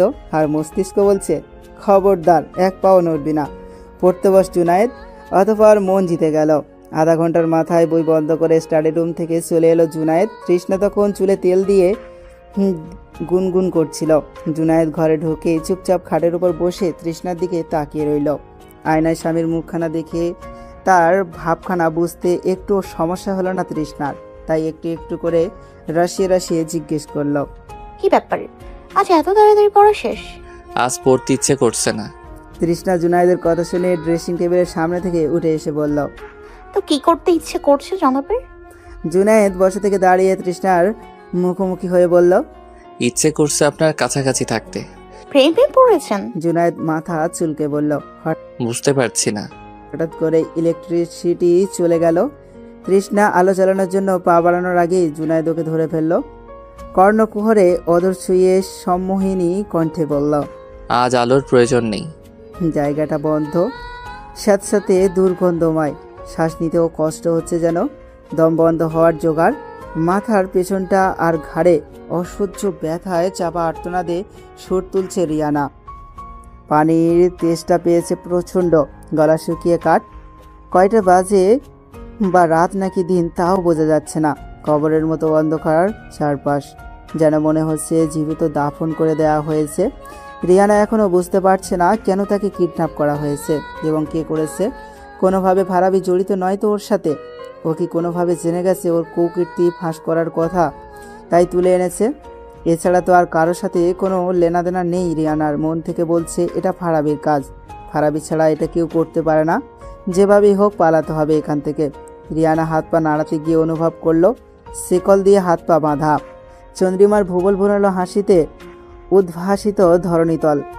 বিল্ডিংয়ের সামনে বড় নারকেল গাছটার চিরল বিরল পাতার ফাঁক দিয়ে চতুর্থীর চাঁদ আলো ওদের বারংবার ছুঁয়ে দিচ্ছে। চাঁদের আলো ছাড়াই এক মুহূর্ত কোনো কৃত্রিম আলো রেশ নেই মহল্লায়। বিদ্যুতের তারে কোনো সমস্যা হয়েছে, তাই এখনও ইলেকট্রিসিটি আসেনি। আর আজ জেনারেটরও চার্জ নেই, তাই পুরো বাড়ি অন্ধকারে নিমজ্জিত। ফজলুল হক আর রোমানা আক্তার আরও আগেই ঘুমিয়ে পড়েছে। বারান্দায় ঝুম কাদরায় জুনায়েদ তৃষ্ণাকে কোলে নিয়ে চুপচাপ বসে আছে। জুনায়েদের ভারী নিঃশ্বাস বরাবর তৃষ্ণার ঘাড় ছুঁয়ে যাচ্ছে, কখনো কখনো অদর ছুঁয়ে দিচ্ছে নিঃশব্দে। তৃষ্ণা বারবার কথা বলতে চেয়েও পারেনি, জুনায়েদ থামিয়ে দিয়েছে, তাই এখন দুজনে নিঃশব্দ। তৃষ্ণা বুঝতে পারছে জুনায়েদ কিছু একটা ভাবছে, তাই এমন নিজেও চুপচাপ আর ওকেও কথা বলতে দিচ্ছে না।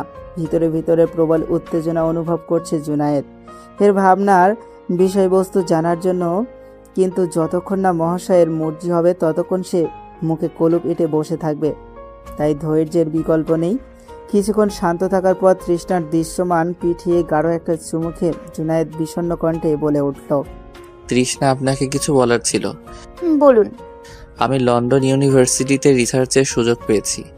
আপনার সাথে থাকার আগে যদি এই খবরটা আসতো তাহলে নিঃসন্দেহে এটা আমার জন্য সবচেয়ে বড় খুশির সংবাদ হতো। আমি বাইরে রিসার্চ করব, এটা আমার এক প্রকার স্বপ্ন। কিন্তু আজ যখন খবরটা জানলাম, সুযোগ এলো, তখন কেন যেন আমি খুশি হতে পারছি না।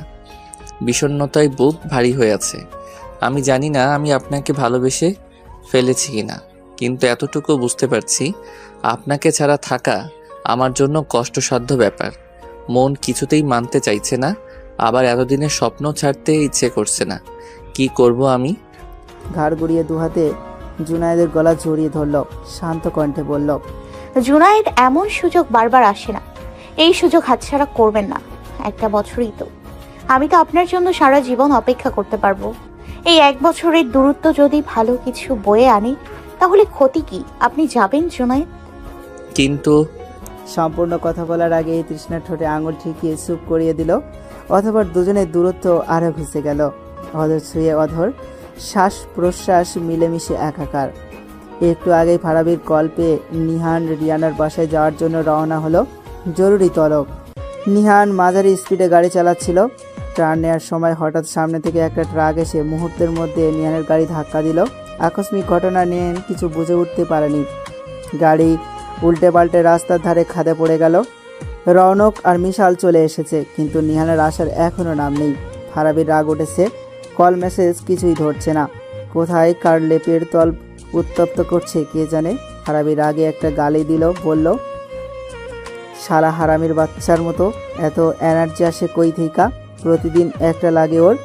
রাতুল ভাই সাপোর্ট দিতেছে দেখা, না হলে এতদিনে রেপ কেসে জেলে যাওয়া লাগতো। ফারাবির কথায় হঠাৎ রৌনক বলে উঠল, নিহান তো বলেছিল আসবো, তাই না?